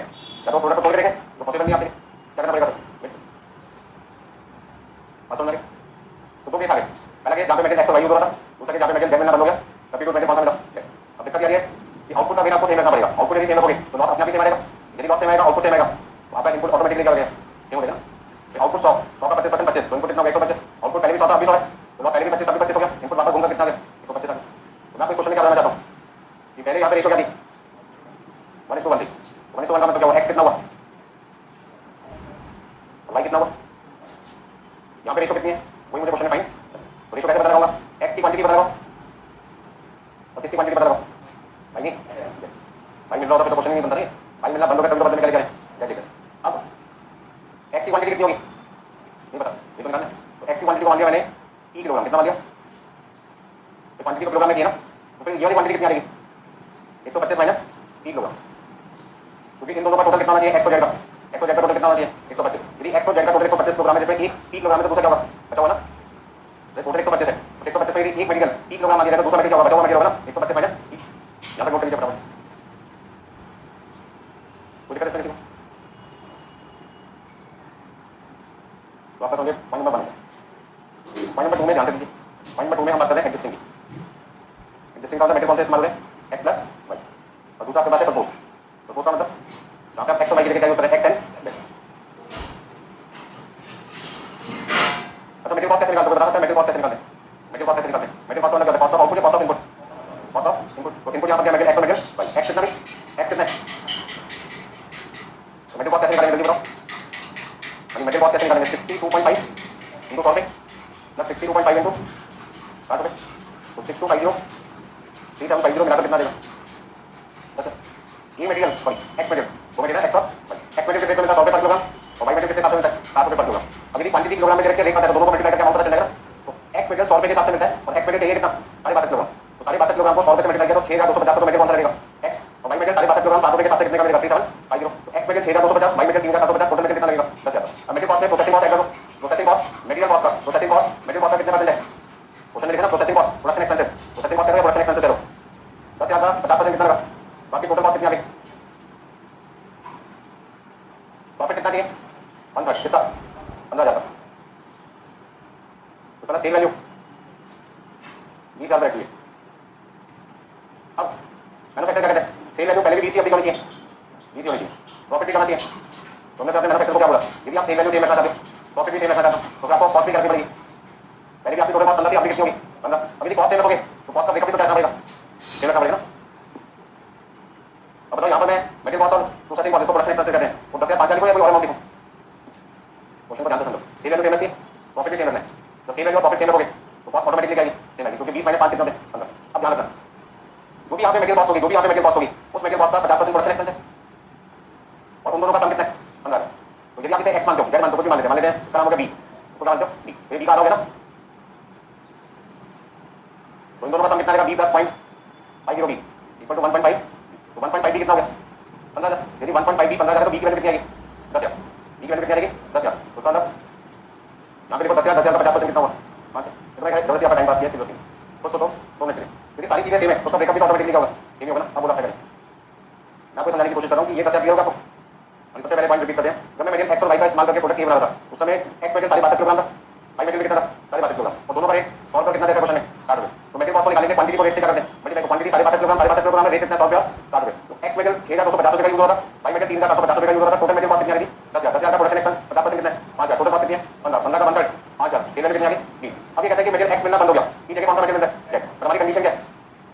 हमें सेल वैल्यू सेम रखनी है, हमें प्रॉफिट सेम रखना है। सेल वैल्यू सेम रखना है, प्रॉफिट सेम रखना है, मतलब कॉस्ट भी क्या है? सेम। अब यदि कॉस्ट को सेम रखोगे और कॉस्ट 15,000 में दो चीजें हैं, मटेरियल कॉस्ट और प्रोडक्शन एक्सपेंस, तो उसका ब्रेकअप भी क्या आएगा? सेम आएगा। तो बच्चे बात को यकीन नहीं करते कि सेम नहीं आएगा, उसको समझाने के लिए मैं कह रहा था मेरी मटेरियल कॉस्ट कितनी है? मान लो 20 रुपीस है, कितनी है? बी। तो बी का 50% कितना हुआ? 0.5 बी। दोनों का सम कितना हुआ? 1.5 बी। 1.5 बी कितना है? 15,000। तो बी की वैल्यू कितनी आ गई? 10,000। तो 10,000 गिरेगा, 50% कितना हुआ? 5,000। वापस कितना आ गया? 15,000। ये पॉइंट लिखने की जरूरत नहीं है, ये तो सब समझाने के लिए था, आपको एग्जाम में तो लिखना ही नहीं है। आंसर क्वेश्चन के ऊपर है। यदि आपकी सेल वैल्यू सेम है, प्रॉफिट सेम है, टोटल कॉस्ट सेम है, तो टोटल कॉस्ट का ब्रेकअप पहले आ रहा था, वही ब्रेकअप अब है। तो कुल मिलाकर पानी चावल मटेरियल एक्स और वाई यूज करो, मटेरियल एक्स और वाई यूज करो या एक्स और जेड यूज करो। मटेरियल का खर्चा पहले भी 10,000 था, मटेरियल का खर्चा अभी 10,000। मटेरियल का खर्चा पहले भी 10 था, अभी 10 है। ऐसा क्यों हुआ? ऐसा क्यों हुआ? ऐसा क्यों हुआ? बताओ। ये सिंपल वजह थी, सेल वैल्यू सेम रखनी है, प्रॉफिट भी करना है। तो जब सेल वैल्यू प्रॉफिट सेम होगा तो कॉस्ट भी आएगी, और जब कॉस्ट सेम है तो कॉस्ट का ब्रेकअप भी सेम है। इसके पहले भी काम 10,000 रुपये होता था मटेरियल का, अब भी वो काम कितने होगा? 10,000। यहाँ तक कोई दिक्कत? टाइम लगता है क्वेश्चन को समझने में। ये क्वेश्चन 8 नंबर आपको देखे जाएगा, लेके भी जा सकते हैं, ले भी सकते हैं, ले भी सकते हैं, ठीक है ना। कम से कम घर जाकर 2 से 3 बार इसकी प्रैक्टिस जरूर करें। तो एक बार क्वेश्चन नंबर 30 पूरा शॉर्ट में समझा देता हूँ। ये प्रोडक्ट मुझे बनाना है, उसको बनाने के लिए मटेरियल एक्स और वाई यूज हुआ करते थे अब तक। मार्केट में वाई मिलना बंद हो गया, बदले में कौन सा मटेरियल मिलना स्टार्ट हो गया। कंपनी पहले 1:1 के रेशो में मटेरियल यूज किया करती थी, बट अब यहाँ पर वाई मटेरियल तो 7 वाला रेट था, सोना मटेरियल जेड मटेरियल मिलता 50 वाला। 60 वाला अच्छी क्वालिटी का होगा, 50 वाला मटेरियल अच्छी क्वालिटी का नहीं होगा, मतलब उससे पुअर क्वालिटी होगा। ऐसे केस में कंपनी क्या चाहती है, सेम वैल्यू सेम है, प्रॉफिट सेम है, तो कॉस्ट भी क्या रखनी पड़ेगी सेम। और उस केस में हमें अपनी रेशो करनी पड़ेगी, बदलनी पड़ेगी। किसकी? जो मटेरियल यूज हुआ करता था 1:1 में, अब उसमें एक्स मटेरियल की क्वांटिटी बढ़ानी पड़ेगी और जेड मटेरियल की क्वांटिटी बढ़ानी पड़ेगी। और ये बात मैंने बोला क्वेश्चन के साथ साथ, ठीक है। तो मैंने मैन्युफैक्चर को क्या समझाया, इतनी सारी कंडीशन जो आपने हमें क्वेश्चन में लिख दी है, उससे एक ही मतलब निकलता है कि पहले जो मटेरियल का खर्चा 10,000 था, जब एक्स और वाई यूज हुआ करता था, आज आपका खर्चा कितना आना चाहिए 10,000। बस फर्क इतना कि मटेरियल एक्स और वाई यूज हुआ करते हैं, अब एक्स और वाई की जगह क्या यूज होगा, एक्स और जेड, ठीक है। तो इतना सब कुछ मैंने आपको समझाया, उससे एक ही कंक्लूजन निकलता है कि मटेरियल कॉस्ट पहले भी 10 थी, अभी 10 है। फर्क इतना कि पहले रेशो 1:1 में मटेरियल यूज हुआ करता था, अब वो रेशो बदल जाएगी, वो रेशो आपको क्वेश्चन में ढूंढकर बताना। तीसरा पॉइंट करते हैं। अच्छा, जैसे मैंने यहाँ पे मटेरियल कॉस्ट निकाली थी, कैसे निकाली थी आपके सामने, कैसे निकाली थी, क्वांटिटी को रेट से क्या किया था, मल्टीप्लाई, तब जाके 10,000 आया था। दूसरे वाले केस में 10,000 तो आ चुका, लेकिन 10,000 आया कैसे होगा वो भी ढूंढ लेते हैं, ठीक है। मटेरियल कॉस्ट मुझे निकालनी है, तो मटेरियल कॉस्ट कैसे निकालेंगे, quantity of x multiply by rate, rate कितना है,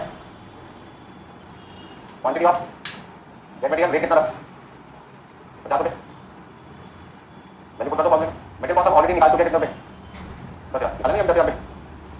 ये कॉस्ट कब आएगी, तो मटेरियल कौन सा यूज करोगे, एक्स प्लस जेड। एक्स की क्वांटिटी कितनी मानी थी आपने, पी, और रेट कितना है 100, जेड की क्वांटिटी कितनी थी 100, पी 125 को 50 से मल्टीप्लाई किया माइनस, अच्छा 10,000 में से हमने माइनस किया 6250, तो पी की वैल्यू कितनी आ गई 3750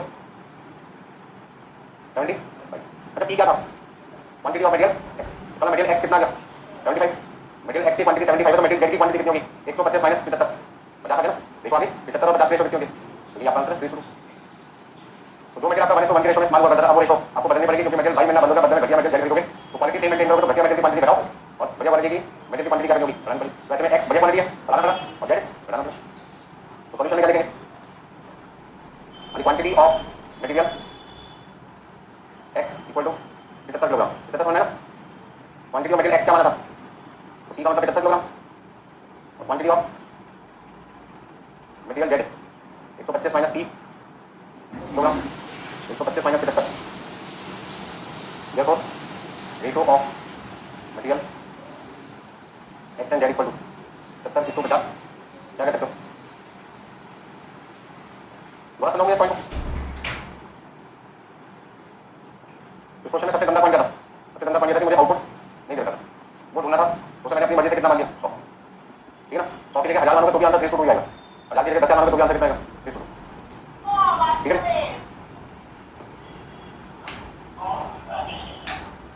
30 क्वेश्चन में एक्स मटेरियल 100 रुपये वाला था, वाई मटेरियल कितना था 60 वाला, अब यदि 60 वाला मटेरियल ना मिले, बदले में आप घटिया मटेरियल खरीदो इंटीरियर क्वालिटी का, पुअर क्वालिटी का, तो रेशो पहले पहले 1:1 किया, वो क्या देगी यही बोलेगी। देखो घर में जब आप चाय बना रहे हो, चाय की पत्ती घटिया क्वालिटी का है, घटिया क्वालिटी का मतलब एक चम्मच की जगह 5-2 चम्मच होगा, वो नहीं होगा, तो चाय का रंग ही नहीं आ रहा, किसी को चाय उसका रंग दिखाई दे जाएगा, तो पीने का मजा नहीं आएगा आपको, तो क्या करना पड़ेगा, क्वांटिटी ऑफ टी आपको क्या करनी पड़ेगी बढ़ानी पड़ेगी। पहले तो चाय की पत्ती यूज होती थी, वो मान लो 500 रुपये किलोग्राम यूज होती थी, उस पैकेट में हमने 300 रुपये किलो वाला यूज करना चालू कर दिया, चाय तो पीनी ना, तो पीना थोड़ी बंद कर देंगे, कैसे नहीं जाओगा 500 किलोग्राम वाला रेट ना मिले और 300 वाला यूज करोगे तो आपको क्या सेम आएगा, तो सेम लाने के लिए करना पड़ेगा, कहीं ना कहीं आपको घटाना पड़ेगा या पानी बढ़ाना पड़ेगा या चाय की पत्ती इंक्रीज करनी पड़ेगी, रेशो बढ़ जाएगी ना, ठीक है।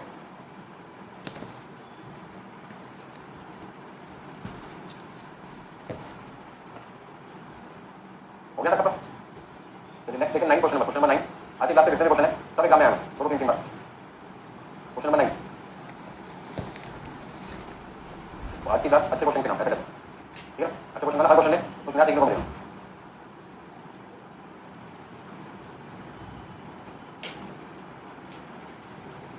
लेकिन 9 क्वेश्चन में क्या लिखा है, होलसेलर सप्लाई 30 स्टॉक लॉस, एक होलसेलर आपको कितनी लॉस सप्लाई करते हैं 30 ईच वीक डे, हफ्ते के हर दिन मतलब every day, each weekday को क्या कहते हैं एवरी डे, मतलब जब भी आपको सामान चाहिए एक दिन में कितना सामान सप्लाई करते हैं 30 करते हैं। Loss of purchase from the manufacturer lot of 120 each eight rupees per hundred, अच्छा जो डॉलर खरीदते हैं वो एक बार में हमें कितनी मिलती है 120 पीस मिलते हैं, कितने में 1200 पीस, एक पीस हमें कितने का पड़ा 10 रुपये का। तो सबसे पहले क्या लिखोगे क्वेश्चन नंबर 9 में, कॉस्ट पर डॉलर, एक डॉलर की कीमत आपको कितनी पड़ती है, डॉलर एक बार में 120 मिलती है,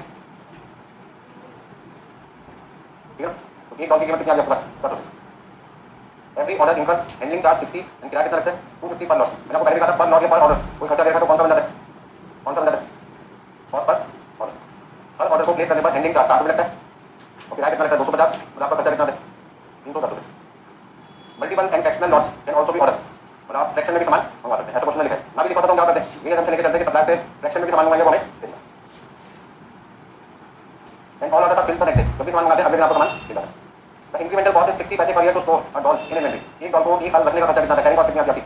carrying cost per doll per annum कितना है? 60 पैसे। The wholesaler finance inventory investment by paying it's holding company 2% monthly for borrowed fund. अब 1 पॉइंट डॉल को खरीदने के लिए डॉल के लिए क्या चाहिए? पैसा। पैसा आपका सैनिक को पैसा क्या कर दो? फाइनेंस करा दो। कितने परसेंट मंथली पर? 2%। तो एक महीने का 2% ब्याज दोगे तो साल का कितना हुआ? 24%। और मैंने कहा इंटरेस्ट कौन सी कॉस्ट होती है? कौन सी कॉस्ट होती है? Purchasing ordering carrying cost. इतना 60 पैसे का आपका खर्चा है ही। उसके अलावा तो 60 पैसे में तो रेंट का इंश्योरेंस आ गया। उसके अलावा इंटरेस्ट का खर्चा 24% का साल का, तो 24% और लिखो। इनमें 24% किसका निकालोगे? कॉस्ट पर यूनिट का। तो उसका 60 पैसे रखने का खर्चा पहले से था, ब्याज का खर्चा 2 रुपये 40 पैसे आ गया। आपकी कैरिंग कॉस्ट 3 रुपये एक साल एक डॉलर रखने की। How many dolls should be order at a time in order to minimise the total cost. यदि हम अपनी कॉस्ट को मिनिमाइज करना चाहते हैं तो बताइए एक बार में हम कितनी डॉलर ऑर्डर प्लेस करें। इसका क्वेश्चन है ईओक्यू निकालने की बात करें तो सॉल्यूशन में आपसे क्या मांग रहे हैं? इकोनॉमिक ऑर्डर क्वांटिटी मांग रहे हैं। ऐसे में आपको किसकी याद आती है? विल्सन के फॉर्मूले कैरिंग कॉस्ट पर यूनिट। अब यहाँ पे क्वेश्चन में एनुअल डिमांड का पता नहीं चल रहा कितने, लेकिन बाकी चीज़ों का पता चल चुका है। एनुअल डिमांड ढूंढते निकालते हैं। देखो एनुअल डिमांड कितनी क्वेश्चन है। हमारी डिमांड पर डे कितनी है? 30। एक दिन में सप्लायर हमें कितनी डॉलर सप्लाई करता है? 30 एक दिन में कितनी डॉलर रिसीव करता है? 30। There are 250 weekdays in year. मतलब मान के चलो साल में होते तो 365 दिन, लेकिन हमारी फैक्ट्री में काम कितने दिन होते हैं? 250 दिन। तो जितने दिन हमारी फैक्ट्री में काम होगा उतने दिन डिमांड होगी या 365 दिन डिमांड होगी? कितने दिन काम होगा? प्रोडक्शन जितने दिन मैं करूँगा उतने दिन ही तो मेटेरियल की रिक्वायरमेंट होगी ना। बस समझ में काम जितने दिन करोगे उतने दिन तो मेटेरियल मांगोगे, जितने काम नहीं करोगे उतने मेटेरियल की कोई रिक्वायरमेंट नहीं। सपोज कहते कोई स्टॉल है चाय बनाने का, साल में 365 दिन होते हैं, उसमें से तो सर चाय 250 दिन बनाता है। तो जब चाय 250 दिन बनाएगा 250 डेज बनाएगा तो मिल्क की रिक्वायरमेंट कितने दिन होगी? 250 डेज। टी की रिक्वायरमेंट कितने दिन होगी? 250 डेज की। शुगर कितने दिन में चाहिए होगा? 250 डेज। मतलब चाय को बनाने के लिए जिन चीज़ों की आपको रिक्वायरमेंट होगी वो कितने दिन में चाहिए होगी? 250 दिन होगी। तो यहाँ पे आपकी जो डिमांड है एनुअल डिमांड कितनी है? एनुअल डिमांड जो आपके पास है वो कितनी है? 30 डॉलर एक दिन की डिमांड है और 250 दिन की डिमांड काम होता है, मतलब कि 7500 डॉलर को फटाफट से कितना चाहते हैं? आपके पास आता है 1245 डॉलर आता है, 1245 डॉलर 1245 डॉलर। और फ्रीक्वेंटली शुड ही ऑर्डर। अब आपसे क्वेश्चन पूछे कि उन्हें ऑर्डर कैसे प्लेस करना चाहिए? मतलब क्वेश्चन आपको क्या बताना है? Time gap between two orders. और फ्रीक्वेंटली शुड ही ऑर्डर। आज आपने ऑर्डर प्लेस कर दिया तो अब आपको अगला ऑर्डर प्लेस करना चाहिए। तो आपको टाइम ढूंढना पड़ेगा कि एक ऑर्डर के बाद दूसरा ऑर्डर अब कितने दिनों बाद आएगा, कितने महीनों बाद आएगा, कितने वीक्स बाद आएगा। तो आपको आंसर किसमें चाहिए? डेज में, मंथ में या वीक्स में? डेज में चाहिए तो एक साल में कितने दिन होते हैं? 365। मंथ में चाहिए तो 12 को बेच दो, वीक चाहिए तो 12 को बेच दो, divided by number of orders. Number of orders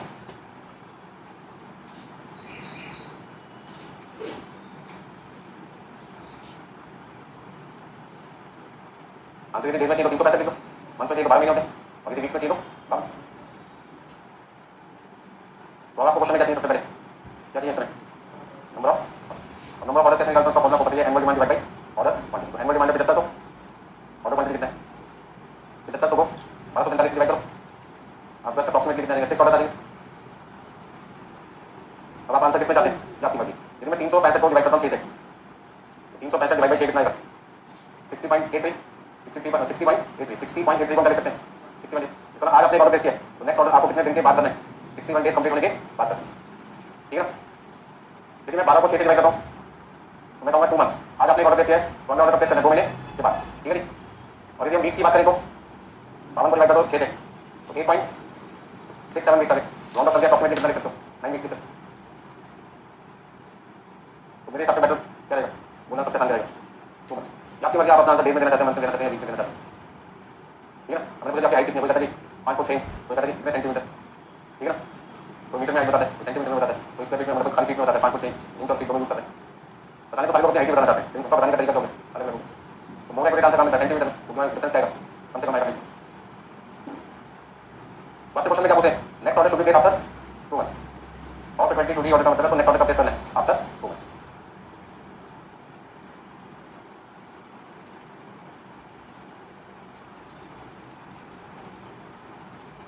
अच्छा, इसको निकाल के फायदा क्या हुआ? इससे हमारी दिमागी वो होती है टेंशन वो कम हो जाती है। हमें पता चलेगा आज सामान मंगा लिया तो कल नहीं हुआ ना, 2 महीने बाद, 2 महीने के बाद मंगाना है। तो फिर मैं आज मंगाऊँ, कल मंगाऊँ, परसों मंगाऊँ, 2 दिन बाद मंगाऊँ, 4 दिन कब मंगाऊँ, टेंशन नहीं है। हमने टाइम भी ढूंढ के कब मंगाना है, ठीक है ना। जैसे गर्मी के किचन में राशन आता है तो राशन आज खरीद लिया, अगली बार कब खरीदना है? 10 दिन बाद, 15 दिन बाद, 1 महीने बाद, 2 महीने बाद। हर फैमिली का कैलकुलेशन का तरीका होता है। कोई कहता है कुछ सामान तो रोज मंगाना है, जैसे मिल्क हो गया, हर फैमिली में कहते हैं रोज आता है। कुछ के शुगर रोज आती है, किसी का एक हफ्ते में एक बार आती है, किसी के महीने में एक बार आती है, किसी के 5 महीने में एक बार आती है। तो वहाँ पे तरीका क्या होगा सबका? एक फैमिली कहते हैं 3 महीने में एक बार शुगर खरीदता हूँ तो साल में कितनी बार खरीदेंगे? 3 महीने एक बार, तो साल में 4 बार खरीदोगे। तो आज एक बार खरीद लिया, उनको पता चल गया आदमी खरीदना खरीदना 3 महीने बाद में। तो 1 जनवरी को खरीद लिया तो उनको पता चल गया 1 अप्रैल को खरीदना, अप्रैल में जून 1 जुलाई को खरीदना, जुलाई का सितंबर नवंबर 1 अक्टूबर को खरीदना। समझ में? नेक्स्ट देखिए 36 क्वेश्चन नंबर 36 नंबर। तो time gap between two orders निकालने का बेनिफिट क्या मिलता है मैन्युफैक्चरर को? उसको पता चल जाता है कि अब अगली बार मशीन मंगवाने का समय कौन सा है, कब मंगवाना है। उससे फायदा क्या होगा, समय मिल जाएगा पैसा अरेंज करने का भी, और ये भी पता चलेगा कितने समय का मटेरियल मेरे पास में है।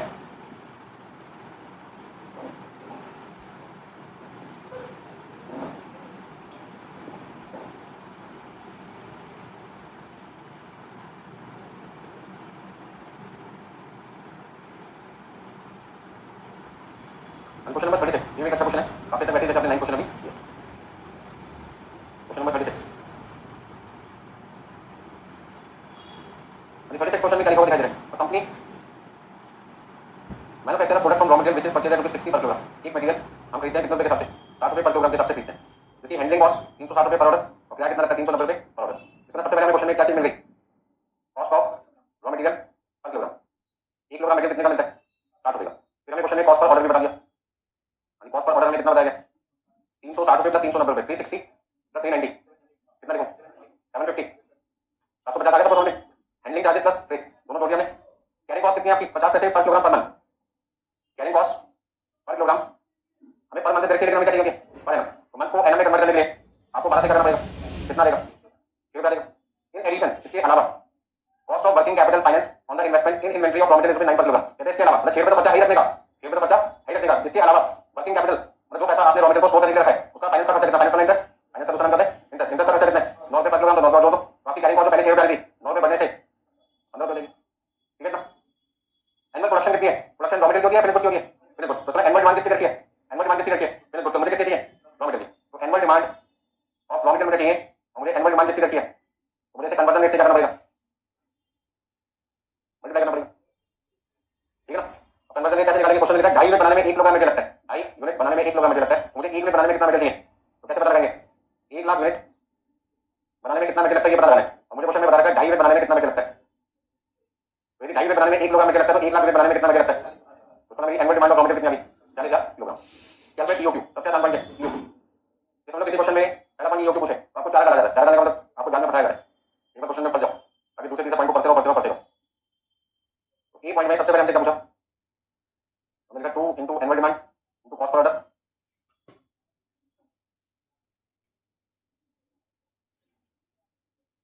अभी 750 समझ में आया था ना सबको, 360 और 390 को हमने क्या कर दिया था ऐड कर दिया। अब कैरिंग कॉस्ट कितनी है भाई 15, आपका आंसर कितना देगा, तो उसका ना हमें एक बार में 2000 किलोग्राम मटेरियल ऑर्डर प्लेस करना चाहिए। अरे दूसरे पॉइंट में आपसे क्या पूछे थे, how frequently orders for preparement should be placed, मतलब आप एक ऑर्डर प्लेस कर चुके तो अगला ऑर्डर आपको कब प्लेस करना चाहिए। तो time gap between two orders बताना आपको सीधा सीधा, time gap between two orders.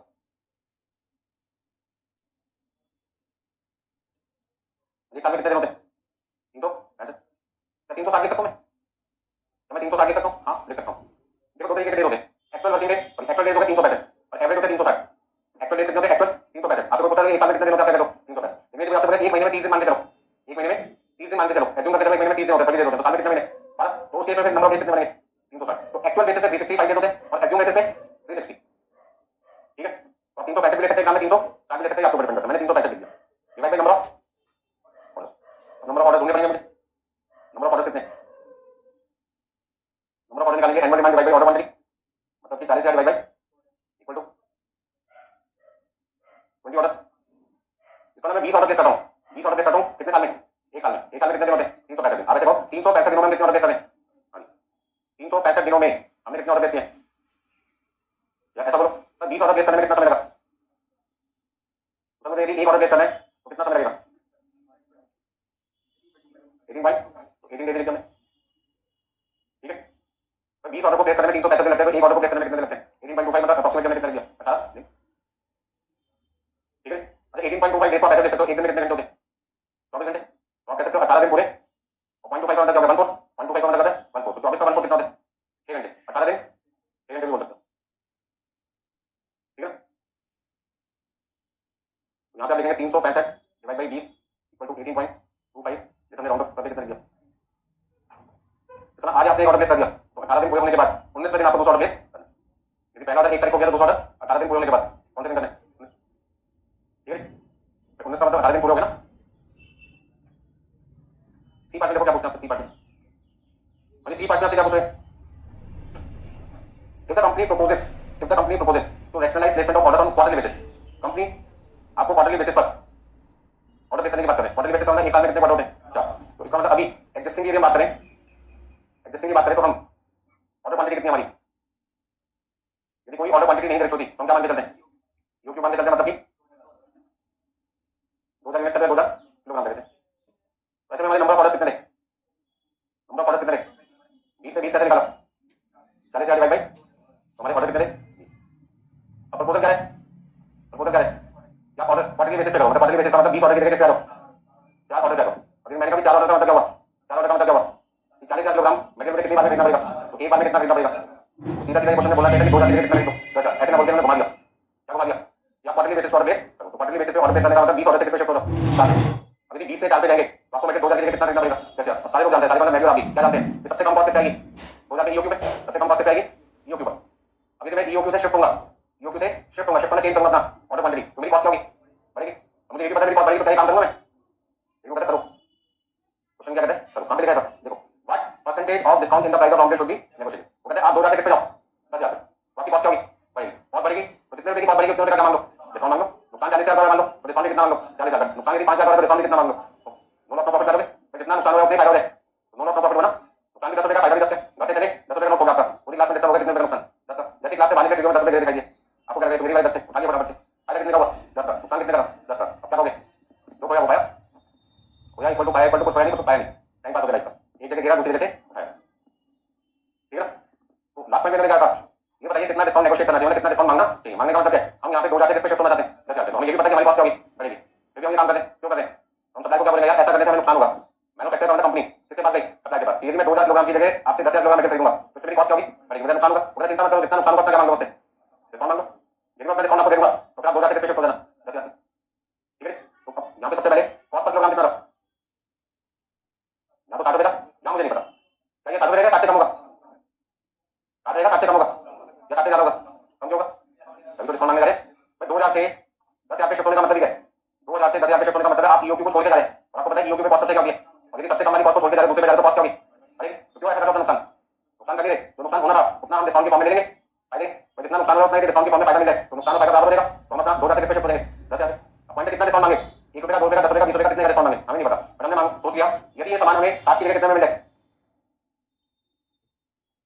तो हम 2000 से किस पे शिफ्ट हो जाएंगे 10,000 पे शिफ्ट हो जाएंगे अब परचेज प्राइस 60 रुपए थी पहले अब हम मान के चले परचेज प्राइस कितनी है x है x रुपीस वो परचेज प्राइस है मटेरियल की जिस पर हम क्वांटिटी 2000 की जगह कितना खरीदना चाहते हैं 10,000 अब इस पैसे बोल सकते हो x पर किलोग्राम वो परचेज प्राइस है मटेरियल की जिस पर हम अपनी ऑर्डर क्वांटिटी 2000 से शिफ्ट करके किस पे जाएंगे 10,000 ठीक है ना सीधी सीधी भाषा में ऐसा बोलो कि x वो रेट है जिस पे आपकी जितनी कॉस्ट पहले आती थी उतनी ही कॉस्ट आ भाई चलिए फटाफट से निकालो कॉस्ट कितनी आएगी आपकी एडजस्टिंग कॉस्ट कितनी थी एडजस्टिंग कॉस्ट कितनी जल्दी बताओ कॉस्ट कितनी थी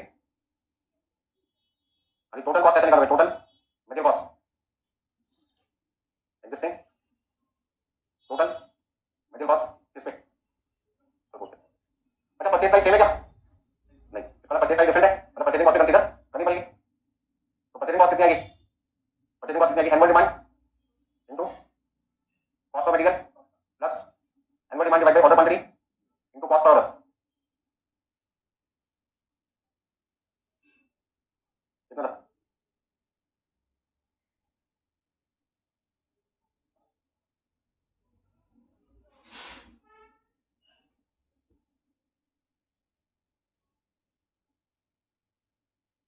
कॉस्ट के अंदर क्या चीज आती है purchasing cost plus ordering cost plus carrying cost तो ordering cost carrying cost purchasing cost तो परचेजिंग कॉस्ट कैसे निकालते हैं annual demand into cost per unit annual demand कितना है 40,000 कॉस्ट पर यूनिट कितना है 60 फिर ऑर्डरिंग कॉस्ट कैसे निकालते हैं annual demand divide by order quantity into cost per order और कैरिंग कॉस्ट कैसे निकालते हैं order quantity divide by 2 into carrying cost per unit per annum तो बीच में इक्वल टू का साइन हुआ है इक्वल टू का साइन क्वेश्चन में बोला नहीं था तो मैं इक्वल टू का साइन बोल रहा हूं भाई मैं 2000 से 10,000 तक तभी शिफ्ट होऊंगा जब मुझे कोई नुकसान ना हो और कोई नुकसान ना होगा मतलब जितनी कॉस्ट मेरी पहले आती थी उतनी ही कॉस्ट अब भाई तब मैं 2000 से किस पे शिफ्ट होना पसंद करूंगा 10,000 पे मैंने मैन्युफैक्चर को मतलब मैं मैन्युफैक्चर हूं मैंने सप्लाई को क्या बोला कि मैं 2000 से खरीद रहा था मैं 10,000 पे तभी शिफ्ट होऊंगा एक बार में जितनी कॉस्ट मेरी पहले आती थी उतनी कॉस्ट अब भी है यदि मेरी कॉस्ट बढ़ेगी तो ऐसा काम नहीं करूंगा अपना नुकसान करूंगा आपके फायदे के चक्कर में हमेशा फायदा किसका देखना है जिसके लिए आप काम कर रहे हैं यदि मैं बाइक ले काम कर रहा हूं तो मैं बाइक ले सोचूंगा यदि मैं सेलेक्ट ले काम कर रहा हूं तो सेलेक्ट ले सोचूंगा ठीक है ना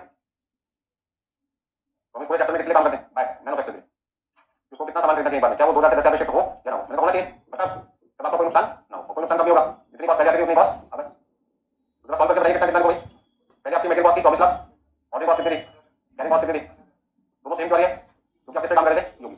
अब आपकी कॉस्ट कितनी आएगी? मेटेरियल की 40,000 एक्स आएगी, ऑनलाइन कॉस्ट कितनी आएगी? 3,000, और कैरिंग कॉस्ट कितनी है? तो इन तीनों का टोटल कितना? 24,30,000। इन तीनों का टोटल में 40,000 एक्स ऐसे रहेगा, और इन दोनों का लिख सकते हैं 70। अब यहाँ पे लिख सकते हैं 40,000 एक्स बराबर है 24,30,000 माइनस 78,000। बताना कितना आएगा? 24,30,000 में से 78,000 यदि मैं माइनस करूंगा कितना लिखूं? 23,52,000। तो एक्स की वैल्यू कितनी आ गई? 58 पॉइंट। इसमें जो मटेरियल पहले 60 का मिल रहा, अब वो मटेरियल कितने का मिलना चाहिए? 58 पे 80 पैसे का मिलना चाहिए। मैं सप्लायर के पास दिया, मैं बोलूं मैन्युफैक्चरर जो मटेरियल खरीदने का काम करता हूं, पहले कितने में खरीदा था? 60 में। अब मैंने सप्लायर को क्या बोला? पहले जब मैं 7 रुपए में खरीदता था मटेरियल, तो एक बार में कितना खरीदता था? 2,000। यदि मैं 2,000 की जगह 10,000 खरीदूं तो इससे भी कॉस्ट क्या होगी? बढ़ेगी, क्योंकि मैं ईओपी को छोड़ के जा रहा हूं। तो उसमें चिंता की बात नहीं है, जितना आपका नुकसान हो रहा है उतना मैं आपको कर दूंगा, डिस्काउंट दूंगा। तो मैंने कहा एक काम करो, 60 वाला सामान मुझे कितने में दे दो? 58 रुपए 80 पैसे। तो सप्लायर क्या कहता है? अमाउंट बताओ, परसेंटेज बताओ कितना चाहिए डिस्काउंट। तो मैंने कहा 60 रुपए वाला सामान आप 58 रुपए 80 पैसे में दोगे, एग्जिस्टिंग प्राइस कितनी थी? एग्जिस्टिंग परचेज प्राइस कितनी थी? Rupees 60 per kilogram. प्रपोज कितनी होनी चाहिए? Revise purchase price of raw material कितनी होनी चाहिए? तो 60 रुपए वाला सामान यदि मुझे 58 रुपए 80 पैसे में मिल जाए तो मुझे कितने रुपए का डिस्काउंट मांगना चाहिए? तो मैंने सप्लायर से क्या कहा? मुझे 1 रुपए 20 पैसे पर किलोग्राम का डिस्काउंट दे दो। तो कहता है अमाउंट बोलो, परसेंटेज बोलो, बस ये आंसर है, ठीक है ना? Discount in purchase price required, कितना डिस्काउंट चाहिए पर किलोग्राम? 1 रुपए 20 पैसे। अब आंसर किसमें निकालना आपको? परसेंटेज। तो परसेंटेज ऑफ परसेंटेज ऑफ क्या पूछा क्वेश्चन में? डिस्काउंट,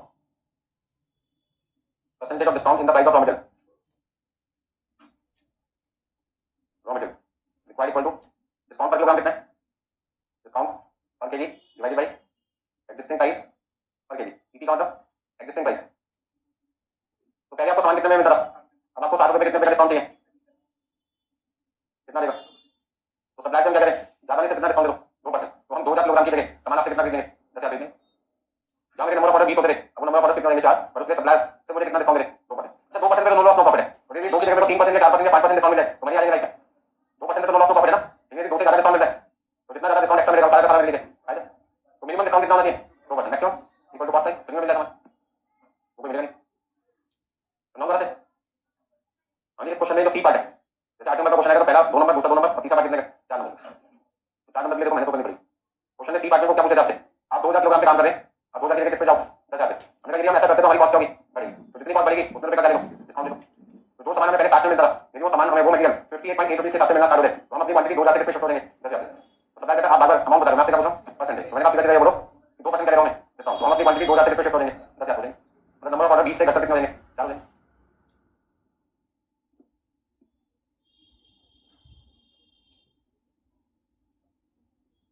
आंसर इतना स्टार्ट करना चाहते हो, ये लिखिए पॉइंट, शुरू करेंगे ना पॉइंट और भी पहले से लिख लो। क्वेश्चन में कहीं पर भी इक्वल टू बोला नहीं था, ये हमारी सोच है। कोई भी काम हम करना पसंद करते हैं, फायदा, और यदि फायदा नहीं हो रहा तो नुकसान भी नहीं होना। तो 2% आपका मिनिमम है, मैक्सिमम नहीं, कम से कम 2 चाहिए, 2 से ज्यादा मिले तो फिर तो फायदे पैदा होगा। मतलब आपकी बात पहले से भी करेगी कम, पहले जो 24,30,000 टोटल कॉस्ट आती थी, यदि डिस्काउंट 2% देकर 3 या 4 या 5 हो जाए तो आपकी टोटल कॉस्ट 24,30,000 से भी करेगी, कम हो जाएगी। बात कितने करते हैं?